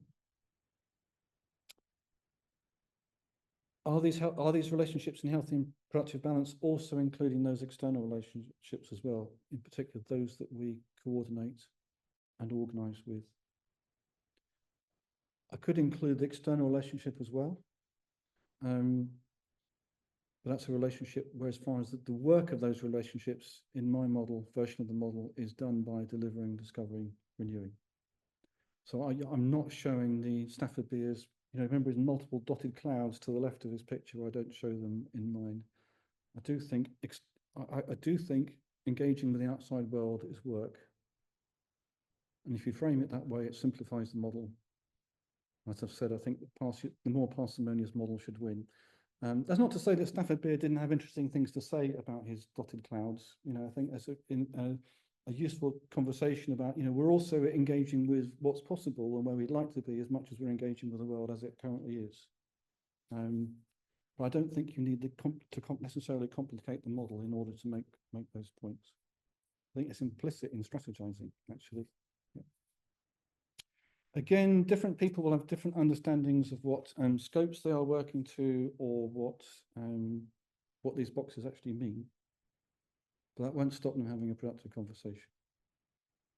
And they might, as a group, arrive at their own meanings. And if that's leading to the identification of important things to talk about, then that's fine. And again, all the considerations of that first space, ambiguity, flux, scale, different interpretations, different motivations, all of that applies. You can think of this in terms of organization design. I think where VSM has been most successful, to my understanding, is when you're looking at top level governance of things. It works really well at that, and is that well informed? Do we have the right structure doing the work relative to the environment that it's trying to impact, and so on? And the traditional ways of analysing that are very powerful and very effective in those terms. When we're thinking more about that quantum foam again of organisation, you know, where structures are emerging and dissolving over time, to the people involved in those, do they naturally know that they, you know, if they want to sustain something, that they need to not run out of options, that they need to pay attention to their, you know, the group self-image, or maybe they don't. Perhaps they just complete the task and the thing dissolves, and that's all completely fine. You know, these things are very, very, very contextual. Bruce, your hand's up. Yes, Mike. Sorry, me again. Good. All models are wrong. Some models are useful. George Box wrote, Yeah. and I generally applaud your simplification. But I do think there's something important missing. The version of Beer's model, which is the same as was on your slide that I'm looking at, has an interface between 1 and 4. And I think that's important because in all of the dozens of attempts I've had to try and improve things when I used to work, I ran nose first into the law of unintended consequences again and again and again. And as much as I'd give advice to anyone younger, I would say if you think you've got a way of making things better, find a way of collecting information to see if it's working or not. So there you are. You don't have to agree or anything. I'd put an arrow from 1 to 4. Comments? I'm looking at. We've got the original picture now. It goes through 3. Yeah, well, that I completely agree with. So that's what we have. So one of the things I do to make the model more engaging, to avoid the complexity of Stafford Beer's picture, I go to great lengths to only show the detail of one space at a time. Oh, okay, all right. So it all works through organizing. In a way, that's interesting. Who'd have thought that in the deliberately adaptive organization, the organizing box would be central? It's actually in all 3 spaces. So that's, yeah. Matt, you got that? Okay, that'll do. It goes via 3. Yeah. Thank you. So I obviously have spent time with your book, and you know I am a bit of a fanboy. But where I come from, and I think is useful, is maybe the next stage in evolution of this whole thing, is actually, especially when you start looking at strategizing, I would start to look at embedding it within a critical systems approach, critical systems thinking, where you're applying the lenses in critical system. And then so, because it should all be interactive and reflective, and I think this is a fantastic way of using and communicating it. But I think actually when you're talking about being able to see, because nobody can ever see the whole picture, but if you use the lenses, and so therefore you transport this within, if you were to look at the EPIC model, within produce, and you feed in, even if you just had this as the one part of produce and not a part of the multi-methodology, which I would always say is probably not a good idea, but it's a feasible thing to do, then by moving this within that framework and utilizing those lenses, it provides an opportunity to look at it in different ways. And even though you might still be going and applying the VSM, it might also then highlight the need to maybe use different tools or methodologies in specific situations. Yes. Because the thing about VSM, it's a really useful tool, but it's a bit of a Swiss Army knife. And sometimes there are problems that you need to maybe use other approaches or think about in a different way. And when you get to strategizing, for me, that is where you do that reflection thing. And it's almost like you want to step outside. You know, I think it was Bruce that was saying the level above. Well, actually, I would take it to an even bigger level above of looking at the whole system within a context of a multi-methodological approach. And that works because the minute you get to the strategizing place, that's where you should be going, oh, where are the multiple lenses that we're looking at this? Yes. And actually, you still use VSM to get that to that stage, but then you're going, well, actually, maybe I need to consider something else within this. Yes. I think I'm whether physically or not, I'm nodding to a lot of that. And there's lots of ways of taking it as well. And if you look at what I've done, and I've said this already, but I'll say it again, I've taken a very well understood model, but it's more than a model. You know, Stafford Beer also describes the way of his methodology as well. And I've separated the model from the methodology and looked at the model from the perspective of someone who's come from the agile world and from the generative OD world. And at the same time, reading far too much philosophy as well, and actually realizing there are different ways of actually interpreting Stafford Beer that are quite different, I think, to how he thought it, and certainly explain it in a very different way. And just as I've taken the generative and dialogic lens to VSM, I've no doubt that you could take some other lens as well. And I think I'm glad you used the word critical, because I think, you know, we need to be more critical about practice. And I tried with my polarity slide to be critical without being obnoxious. I was saying to Roberto, and I think I've said to you as well, Matt, you know, I've read some of the systems literature, and some writers who I think ought to know better, I think aren't critical enough about practice. I recently read John Minger's, it was Critical Realism and Systems Thinking. And he's neither critical nor realistic enough about systems thinking as far as I'm concerned.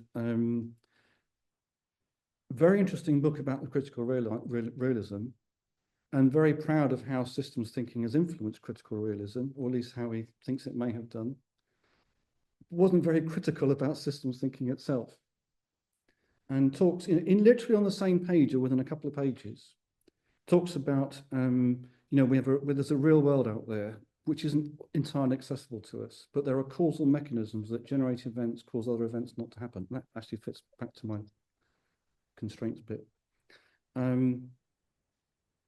I'm thinking, yes, let's start to identify what are those causal mechanisms, the things that have any effect on what does and doesn't happen in our organizations. And he goes straight from that to boundaries. I'm thinking, well, where does that come from? You know, he treats as axiomatic that systems thinkers must draw boundaries at the beginning of the process. And how we can write that so soon after exploring all that stuff about mechanisms, I don't know. I mean, literally segues from one to the other. And I was quite taken aback by it. So I think maybe there's a research program there, and I'm not exaggerating. I think it's part of what you guys are doing here. You know, how can we be more critical, but apply that critical lens to practice as well, and actually realize there are some assumptions that we are making that we don't need to make. There are things that we're doing prematurely that exclude things that possibly would be helpful if they happened, and so on and so on. So at the level of systems thinking, system practice, and so on, I'm very supportive of what I've not read those books, but I think we're on a similar wavelength there. And then there's the practice of actual strategizing. And do we want more leaders engaging in this kind of thinking? I think systems thinking community has been trying to do that for 40 years. I'm trying to do that in my own way as well. And I think we agree on that as well. We also all agree on how hard it is as well. I mean, certainly from my work and the work I do with Gemma and our latest papers and things, we're very keen to try and, instead of trying to come up with new ways to do systems thinking, which is what a lot of people seem to want to do, what we're focused on is trying to make systems thinking more accessible. Yeah. To the point where we're looking at the idea that a lot of people actually do systems thinking without knowing they're doing systems thinking. And actually, there's a lot within the literature, and it's where we as a community need to start thinking, is actually there's a jump that goes straight from, oh, we're going to do systems thinking, here's methodology. Yeah. And actually, it's not about the methodologies. You know, there's a whole means and ends thing going on there that's frustrating me. And how we're helping organizations make progress. Now, I know not all systems thinkers, that's not their job.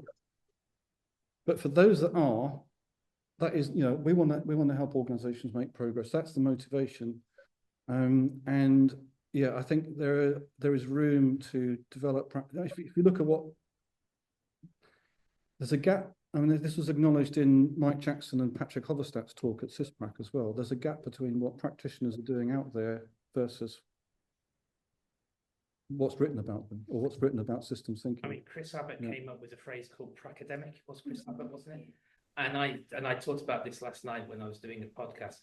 And I think there needs to be, we need to take the practitioners and the academics and transition both groups to being pracademics, because those that are just operating practice are going, well, it works in practice, so therefore it's good. Yeah. And the academics are going, well, this works in theory, so this must be a better way.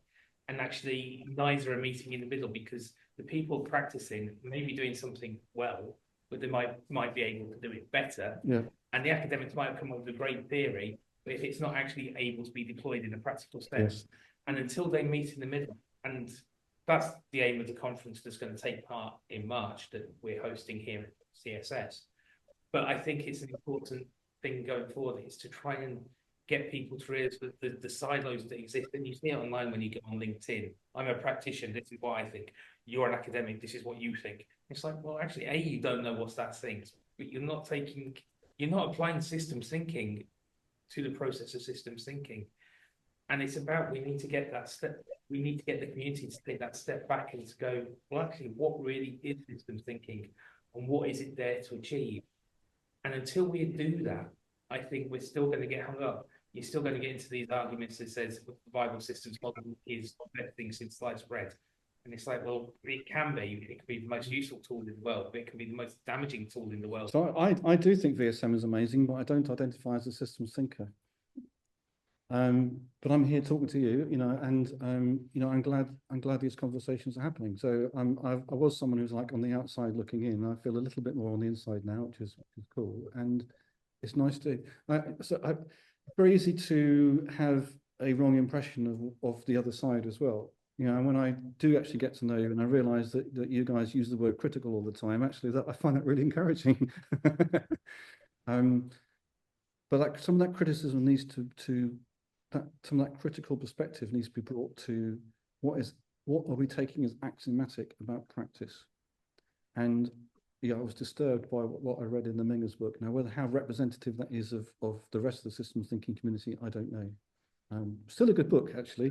The critical realism stuff I find really interesting. I think it's a great book. I love the critical.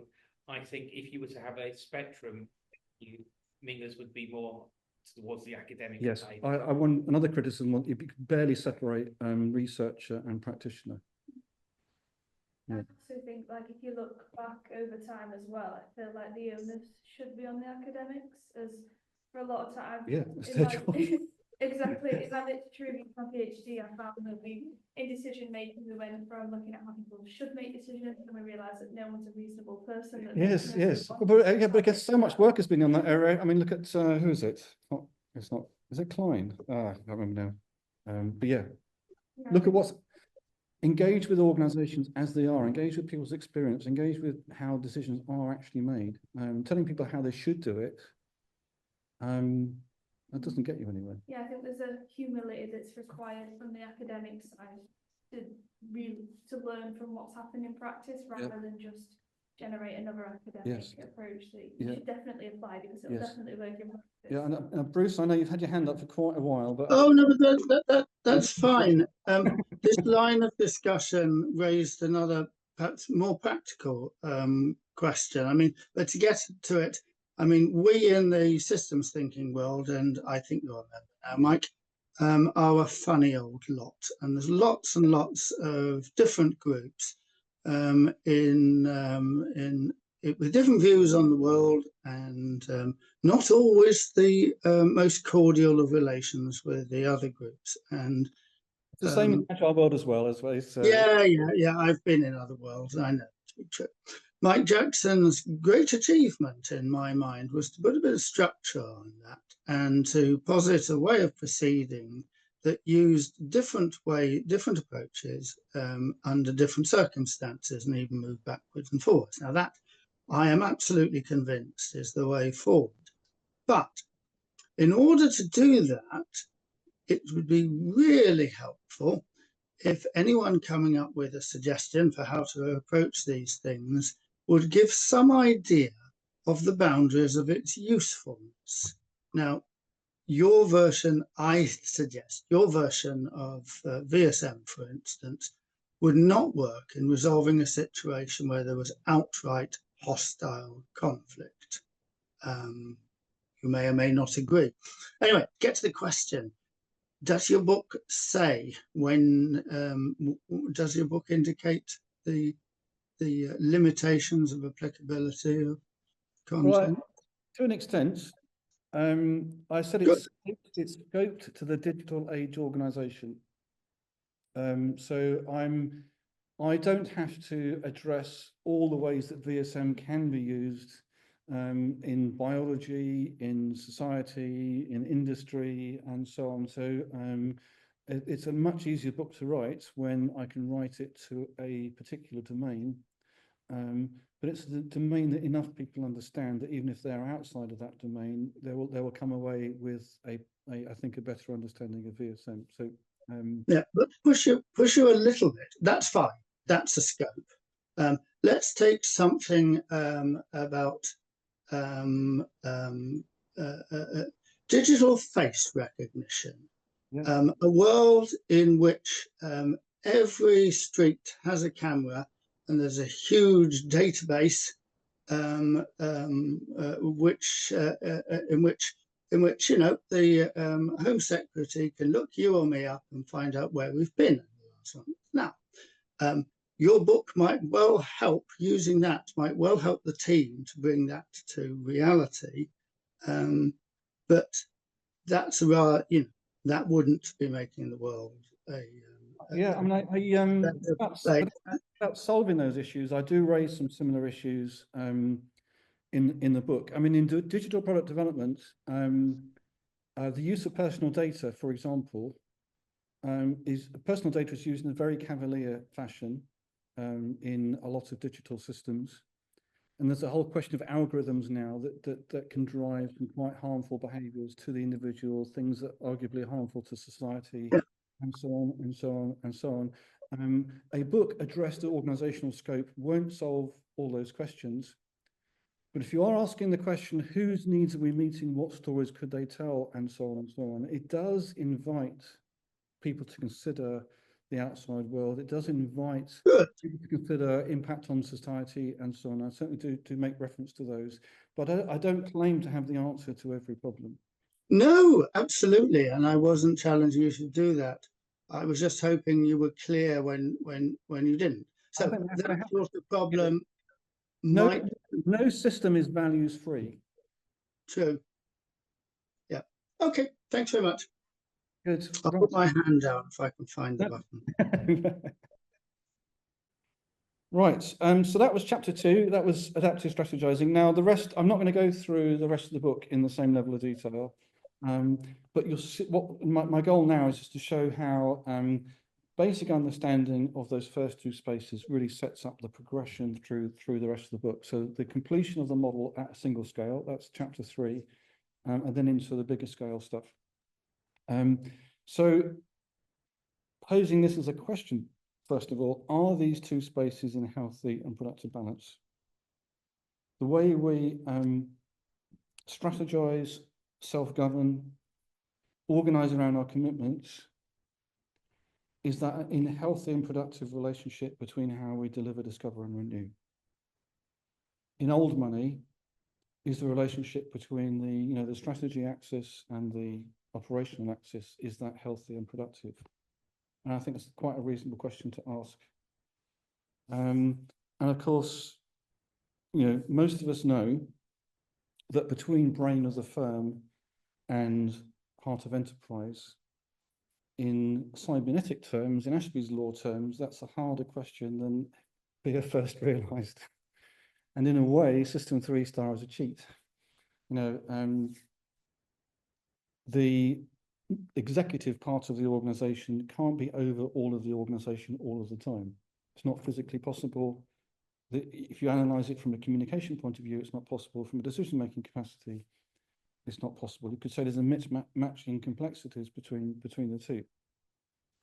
You can't be everywhere all at once, but you can be somewhere all of the time. And the trick is to make it count.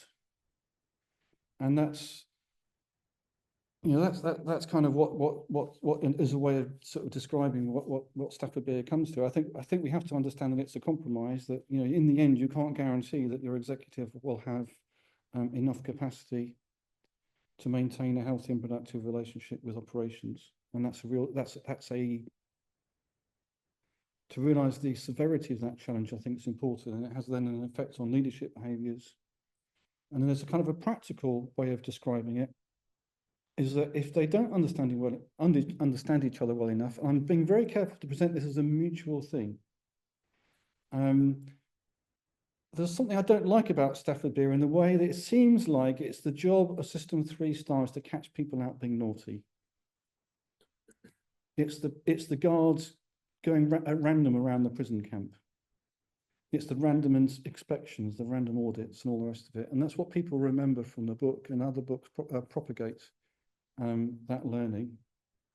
And actually, the one way of framing the problem is that without adequate context to the decisions that they make, and this is whether they are operational decisions or strategic decisions, bad decisions will be made. Bad decisions are doubly or triply or quadruply expensive. There's a bad decision, there's the immediate impact of that bad decision, and there's the impact of cleaning it up. There's the impact of working how it went wrong and how we can do better next time, and so on and so on and so on. And I think it's a productive and generative way of framing it is, how can we make sure that we have the context we need to make good decisions? Whether what we're currently engaged with is something in the here and now, or something that's outside and then, that's in the delivering, discovering, renewing space, or the adaptive strategizing space. And there's quite a lot of, you know, leadership practices that you can explain in those kinds of terms, and, you know, and more broadly in Ashby's law terms. So I mean, you can think of mission command as being a very effective use of your available communication bandwidth, and you can think of it in terms of amplification and all the rest of it in very Stafford Beer kinds of terms. You can think about managing by walking around, going to the Gemba. You know, these kinds of practices being available to provide strategic context to the people doing the work, and also making yourself available to be a conduit for operational information to feedback into the more strategic world. You also can be acting as a catalyst for self-organization to happen. So thinking like, you know, the classic example would be the and-on cord in the Toyota production system in Lean. You know, when something goes wrong, you pull the cord, you stop the line, people immediately swarm around the problem to problem solve. And yes, it brings managers to the shop floor. Yes, the production controller is going to be there. But it might not be them who solves the problem. You know, it might be solved by collaboration upstream and downstream, you know, in the process. So I think there's kind of the difficult message of chapter 3. It includes the theory, you know, Ashby's law, thinking about variety, thinking about entropy as well as a way of thinking about variety. The messier things get, the harder it is to predict what is going to happen. You know, that's the entropy way of thinking about it. Variety tends to steer people towards thinking about, do we have a good structural match in the conversations that are happening? Is the content of appropriate granularity and all those kind of things? All useful things to know, but you don't have to know Ashby's law to have all of those conversations I described in the first 2 chapters, and that's why I left the technical stuff to chapter 3, and instead, you know, use Ashby's law to explain the fundamental challenge that Stafford Beer had to confront himself, the embarrassment in a way of the gap between brain of the firm and heart of enterprise. And there's a real lesson for organizations in that. You know, Ashby's law is a killer in the end. Yeah, for organizations, there's no getting around it, I think. But more positively about, you know, actually a number of very positive leadership practices can be interpreted in those kind of terms. And some of those apply not only to people who would see themselves as leaders. Context for decision making. That's the, you know, that's one of the, so that's the sort of fuel of organization. Again, different people have different understandings of the scopes involved, practices involved, what these different boxes mean, and so on and so So that's the end of chapter 3. We've got end of part 1. We've got a model in 3 spaces and 6 systems of the deliberately adaptive organization, a model for business agility at every scale, as I put it, a model that applies at every scale. And then what's really interesting is once we've got an understanding of how it applies at every scale, we can start thinking about, well, what are the relationships between the different levels of scale? And that goes back to one of the earlier questions that we have. There are, in the end, relationships between all 6 systems. I'm going to major here on the front 4. The back 2, that's the system, the relationships between system 4 and 5 at different levels of organization. They're kind of implicit all the way through the book.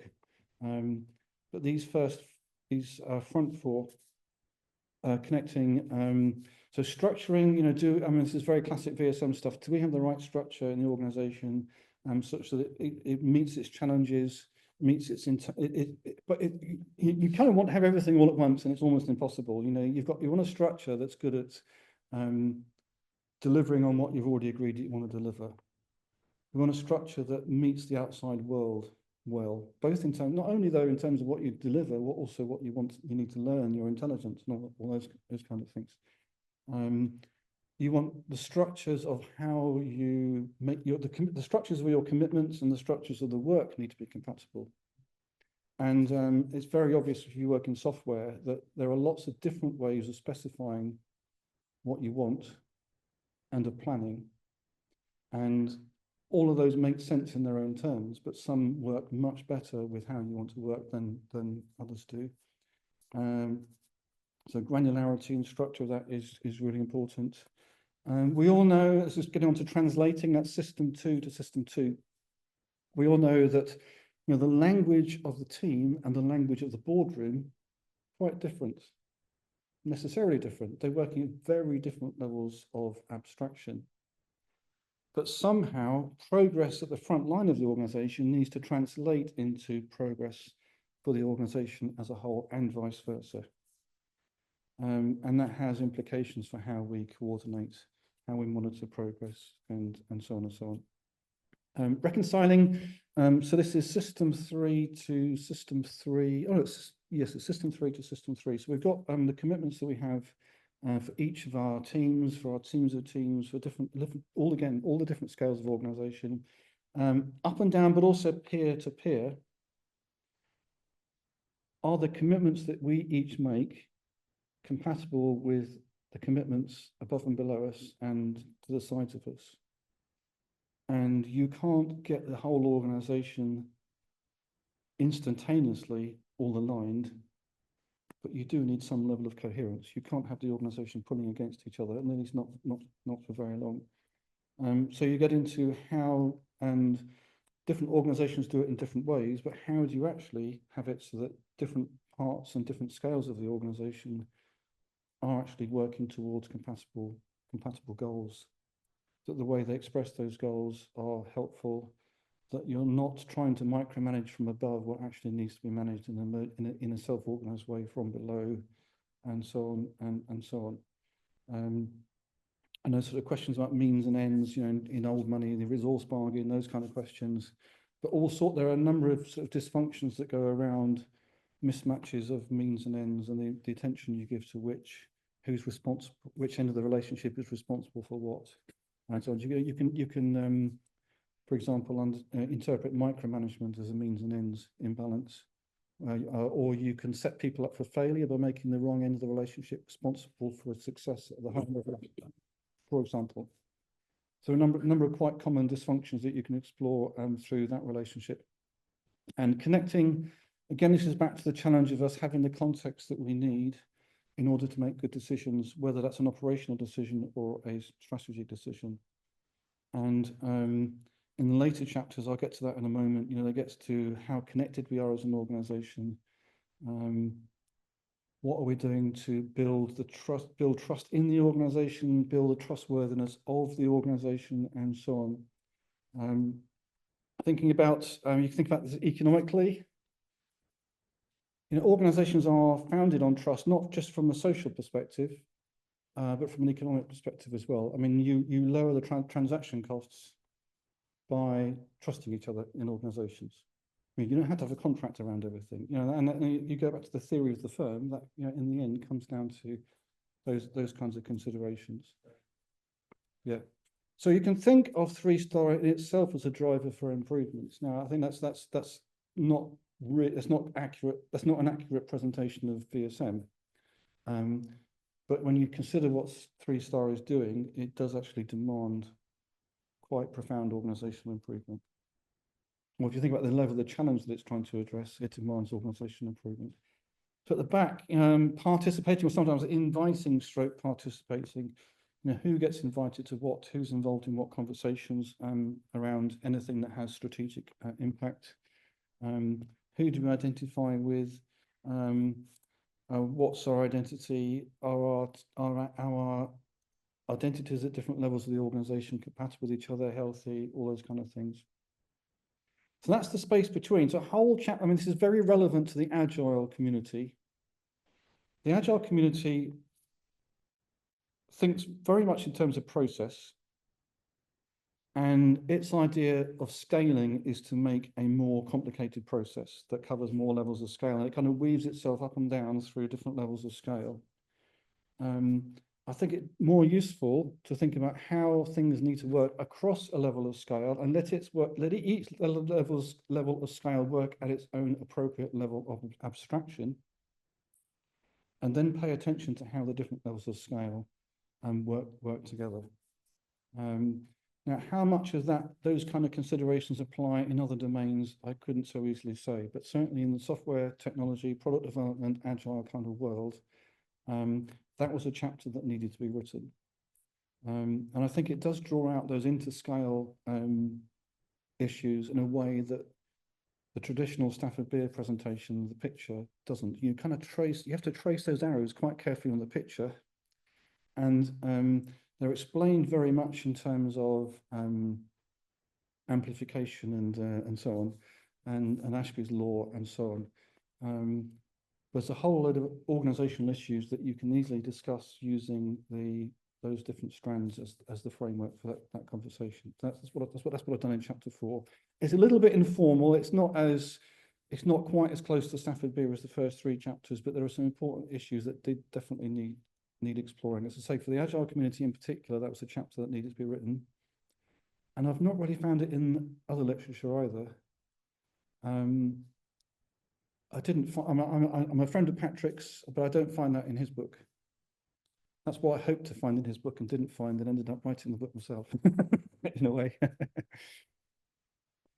Chapter 5, so I suppose before I move on from that, is there anything about the chapter 3 stuff, the 3-star stuff, and the chapter 4 stuff, the scaling stuff, that anyone would like to comment on?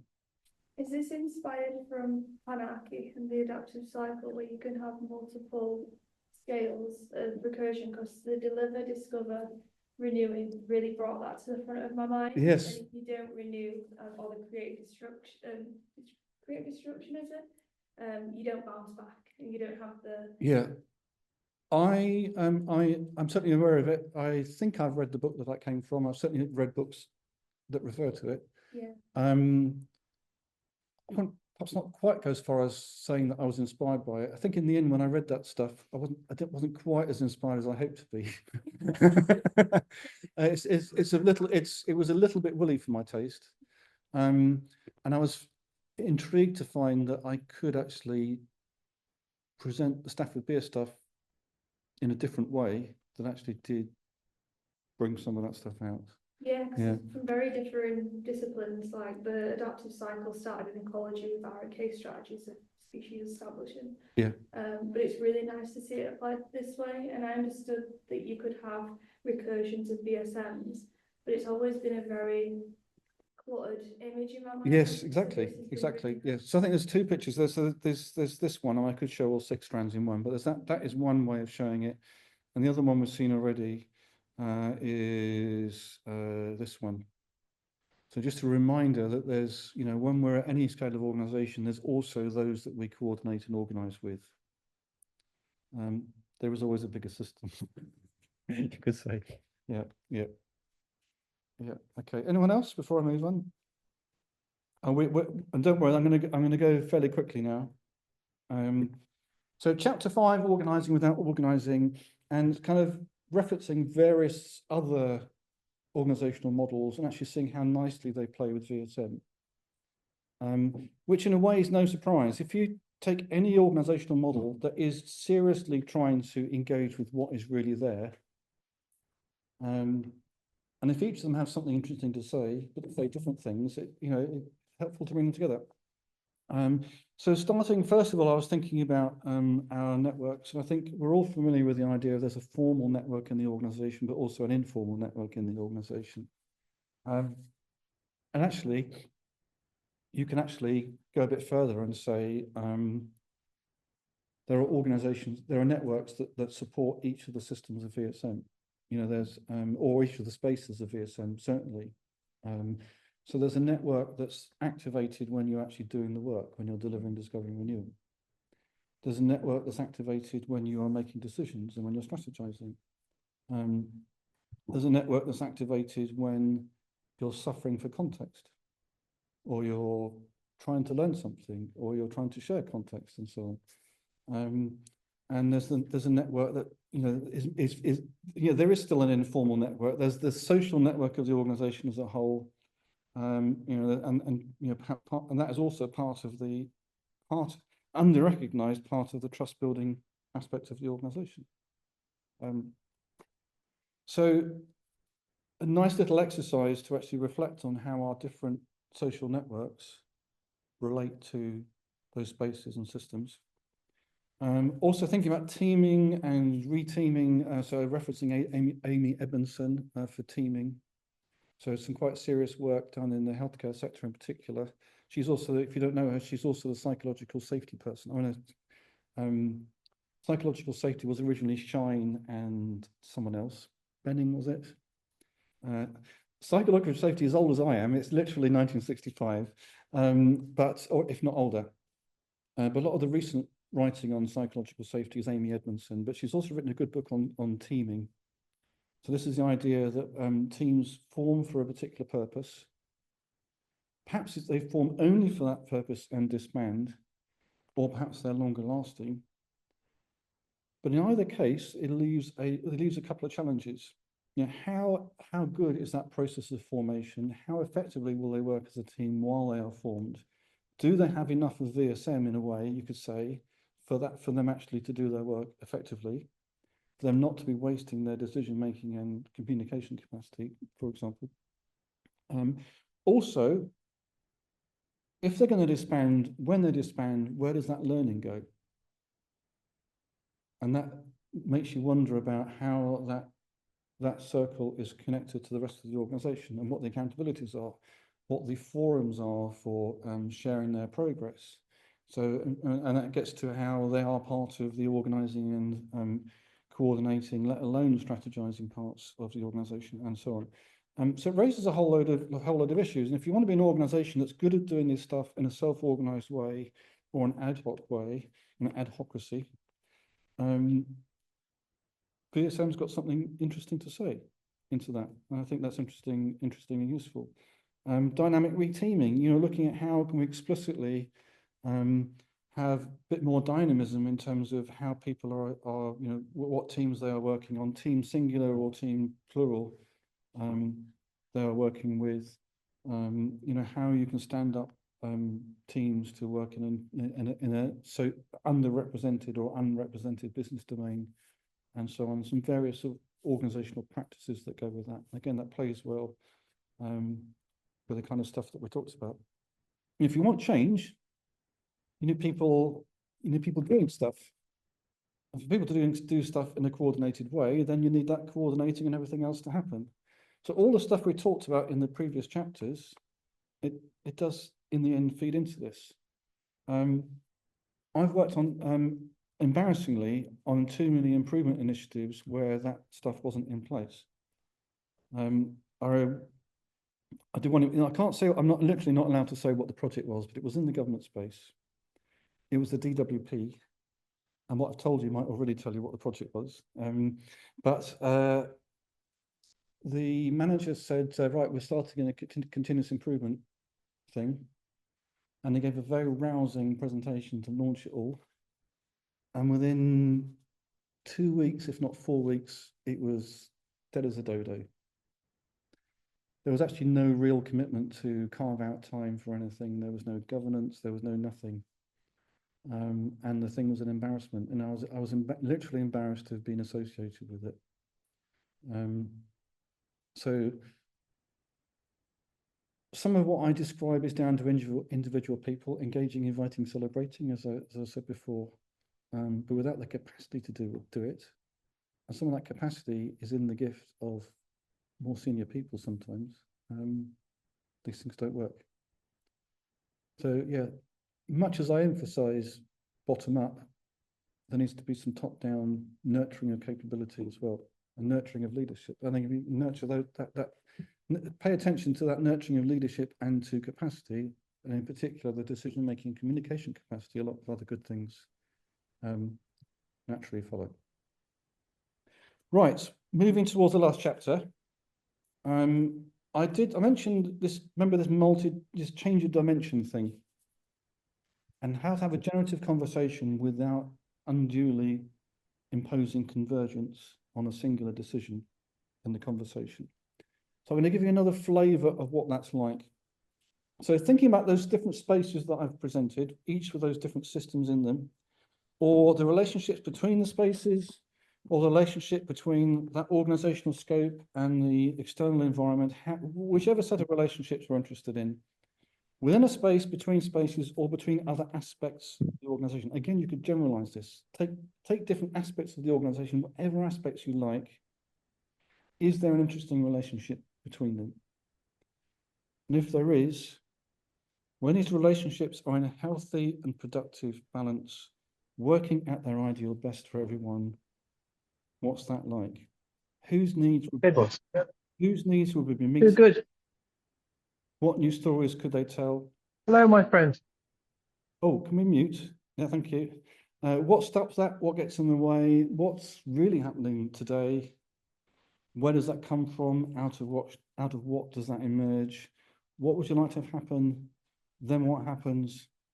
Then getting into solution ideas. How might we is the classic question. We could actually use some of these same kind of questions even within the how might we.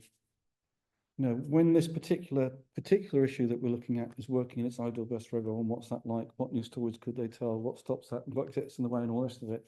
So we've got patterns here: meaning, measure, ideal obstacles, outcomes, meaning, measure, method, and various ways of quickly taking a 90-degree turn through this multidimensional space, where what's important gets carried through the conversation by the different breakout groups. Picking on what's really happening, where does that come from, out of what does that emerge? And we're starting to home in on aspects, phenomena in the organization, stories we can tell about the organization. There's an interesting way we can organize them. And I have borrowed from Dave Snowden here, not entirely with his blessing. Well, now he's okay with me using it, but it's not to say he's endorsed it. He's well aware that what I've done and hasn't stopped me from doing it. But we're organizing all those different fragments, narrative fragments, or things that we've identified on a 2-axis rectangle. How long it would take to achieve meaningful change, how much effort, energy, money it would take to achieve that change, spreading those things out, using all the available space, and then drawing some boundaries. What do we accept as given? You know, we'll accept those for now. We've got bigger fish. Well, we're not bigger fish to fry. We've got smaller fish to fry. You know, this feels like it's beyond me, or this is something we would have to escalate to the board, or whatever. So those we will, for the moment, we will accept as given. There are things where, yes, we are really motivated to affect some change, but we can't do it on our own. We are going to need to work with other people in order to make meaningful change here, to make meaningful progress here. There are those that are within our capacity to make a difference. There are those that are small enough, volatile enough that we can, not focus on them too carefully. We might monitor them, we might mitigate them, we might give them a nudge, but we're not going to make them the main focus of our ideation conversations. Encouraging people to, inviting people to come up with their own ideas, framing them as experiments so that we get some learning whether those things succeed or fail. And that's kind of where we finish the book. Coherent progress on a broad front by construction, by virtue of the conversations that we've had. There is some coherence there. By not converging too quickly, by most of the convergence happens in that mapping stage and in the deciding what is it we want to work on next. But there's opportunities for multiple people and multiple groups of people to decide that they're going to work something. That's how we make coherent progress on a broad front. And to borrow again from Nora Bateson, meeting our challenges well. Not solving a monolithic problem with a monolithic solution, but multiple things happening, perhaps at different scales, certainly across a broad front. So I'll wrap up. So an engaging, I use the word engaging deliberately, this is about engagement. An engaging and complexity, I try to avoid the word complexity in this talk, probably guess why. Complexity-friendly reconstruction of Stafford Beer's viable system model, scoped to the digital age organization. And as I said before, I think it enables actually a more parsimonious model. Now, whether that parsimony, if that's the right word, is for everyone, I don't know, but I'll leave that to you to decide. It's an organizing framework. It's a great framework for also bringing in things like agile. I've mentioned the OODA loop today. I mentioned teaming, reteaming. It's a useful lens on these other things, not to minimize those other things, I should stress, but as a door opener to those other things. It's a descriptive model. It describes what is, helps us see what's there, for better or for worse. It does give us a particular way of looking at things. And I think to Matt's point, there will always be other ways that we can look at things, other ways to have productive dialogue. But I hope I have demonstrated that we can bring a very concrete model from the 1970s and take a generative approach to it, an approach that's much less analytical, much less diagnostic, or rather we leave the diagnostic to others. And we allow them, we're helping other people to make progress. We're helping the organization as a whole make progress, meet its challenges well on a broad front. Part of, it's a lot of what I do, I would call leadership development as much as organization development. Helping organizations realize that there are these imbalances and contradictions, conflicts in their organization. See to what extent that's for them to engage with or to invite others to engage with, and so on and so on. There are some resources associated with this talk. I mean, I've given an expanded version of a keynote I've given a couple of times previously. The general page is agendashift.com/keynotes. If you go to keynote/introducing, you can download a shorter version of this deck. There's a shorter version of the talk as well. On video, and this is the last slide. You can connect with me if you're not connected already. That's the QR code will take you to LinkedIn. If you're going to buy the book, I would encourage you to buy it from Amazon. I know there's good reasons not to go to Amazon, but that unfortunately is where the liquidity is. It's where the reviews are. I have some really nice 5-star reviews already. It would be nice to add to them.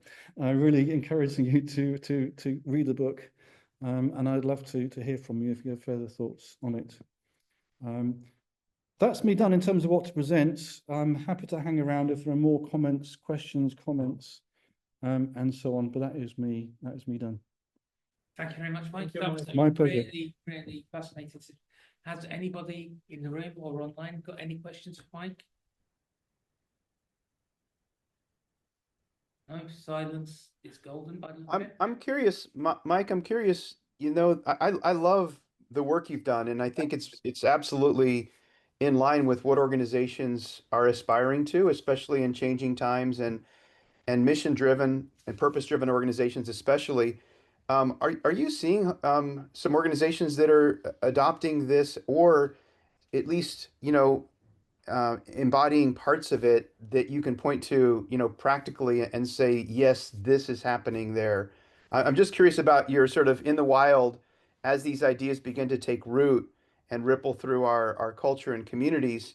I'd love some insights there or stories, and maybe that's for another meeting, but that's my question. Yeah, I'm not sure that the concept of the wholehearted organization has gone as quite as viral as say Agile did. That would be a wonderful thing. I don't really have that kind of reach, unfortunately.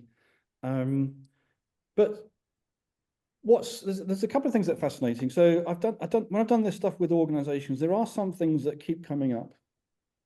But also I'm also really surprised sometimes by things I never expected. I do a workshop, and I think it's going to be about product development. And suddenly the organization's thinking about how it should set up in Asia. And I think, well, where did that come from? But I kind of go with the energy of it. And actually the framing, the way the workshop works, the way these changes of direction that I talk about works, is that it applies to very broad set of organizational challenges, and where there is a need for new ideas, for innovation, and so on. If I do this with professional services firm, the topic of knowledge management often comes up. And I think that relates partly to the strategy to operations relationship directly, but also relates to trust building as well. Where those professional firms have a defense aspect to them, then information security is sometimes used in a bogus way to stop information being shared around the organization. To people's great frustration. Very interesting doing it. I did it for I won't say too much about the organization, but one firm. It wasn't a British firm, I'll say that much. But one firm, and it's kind of in line with some of my experience of working abroad. There was a certain level of participants that always thought it was someone else's job to come up with ideas. They thought that they were there to be told what to do, and they kind of expected to be micromanaged in that kind of way. And that was kind of fascinating, but not in a good way for me. It was like kind of the opposite to a micromanager. But then it's interesting, the fact that I was invited there in the first place, there was actually a message there that we do actually want to see more innovation coming from the shop floor. So there's some permission giving there happening. And I've seen this a few times where there are organizations that seem on the surface to be working very well, but there are people in the know that are terrified because they don't know what happens when their current product runs out of steam. And that leads to a desperate need for innovation, and desperate's possibly the right word, because they just don't know where the innovation is going to come from. I've seen that more than once. Which again is interesting. Yeah. I mean, in a way, I've overcomplicated it. There's kind of two things going on at once. There's the wholehearted organization, engage, invite, celebrate, and so on. There's a deliberately adaptive organization, the VSM inspired stuff. Both of that happening at the same time. But there's just so much there for leaders to engage with, and for staff generally as well. I find it very hard to separate them in the end of the day. Maybe I should have written two in one. No, it's yeah. I was just about to say, was there any other questions? I had a follow-up question to that, Mike. So, you said leadership development, and sort of this is a book for some sort of leader to, begin to ponder, digest, synthesize, whatever. Do you have a sense of the type of the profile of a leader, the characteristics of a leader who, if we meet this person, we would say, hey, you need to go check out Mike's work. So what would this person look like, be like? I mean, I don't want you to get too, I'm not asking you to get sort of judgmental, but is there a profile of this leader who would be ripe for this kind of, you know, this kind of work that you're putting forward? I think I'd say probably two main archetypes really. There's one where there's a leader that knows they've got stuck and doesn't know what's going to get them unstuck. And the other is perhaps a less experienced leader who doesn't actually understand how it all fits together, how it all works, how organizations work. And I think this could be this could help them step up. And of course, there are practitioners who serve both audiences. You know, people in leadership development. There are people that that sort of do more lower level coaching in organizations, like agile coaches, for example. I know there is a number of people in agile consulting who are frustrated that they can't break through a ceiling and actually talk to the rest of the organization. I actually don't blame the organizations in that case, because I think a lot of agile people don't actually have the language to do that effectively. And I think Wholehearted could give them that. Great. I don't want to monopolize, but I had a third follow-up question. When this leader is stuck, right? I think that's a very interesting dilemma. What would that look like? What are the symptoms of stuckness? What would be working or not working in an organization that would be make it obvious to a leader that, oh, I'm stuck. In what kind of stuck is that? Stuck is kind of where I'm going, Mike. It's kind of a gut feeling, you know. It's like, for example, not knowing where the next product is going to come from, or just not seeing a resolution to, you know, some organizational contradiction. And you know, you can get deeper and deeper into that kind of problem, and you actually make it worse. And you've got to find a way of stepping back somehow, or getting more perspectives on it, more ideas, and so on. Yeah, I think I'll leave it at that. I think Matt's anxious. We either give one other person a chance, or we wrap it up. Yeah, if somebody else, has anybody else got anything they'd like to ask? No, then thank you very much for your time watching and listening, taking part. Thank you. Mike, thank you for sharing your insight. Again, I thank highly you. recommend the book, and I wish you all a really good weekend. Thank you very much. Thanks, Christoph. Thank you.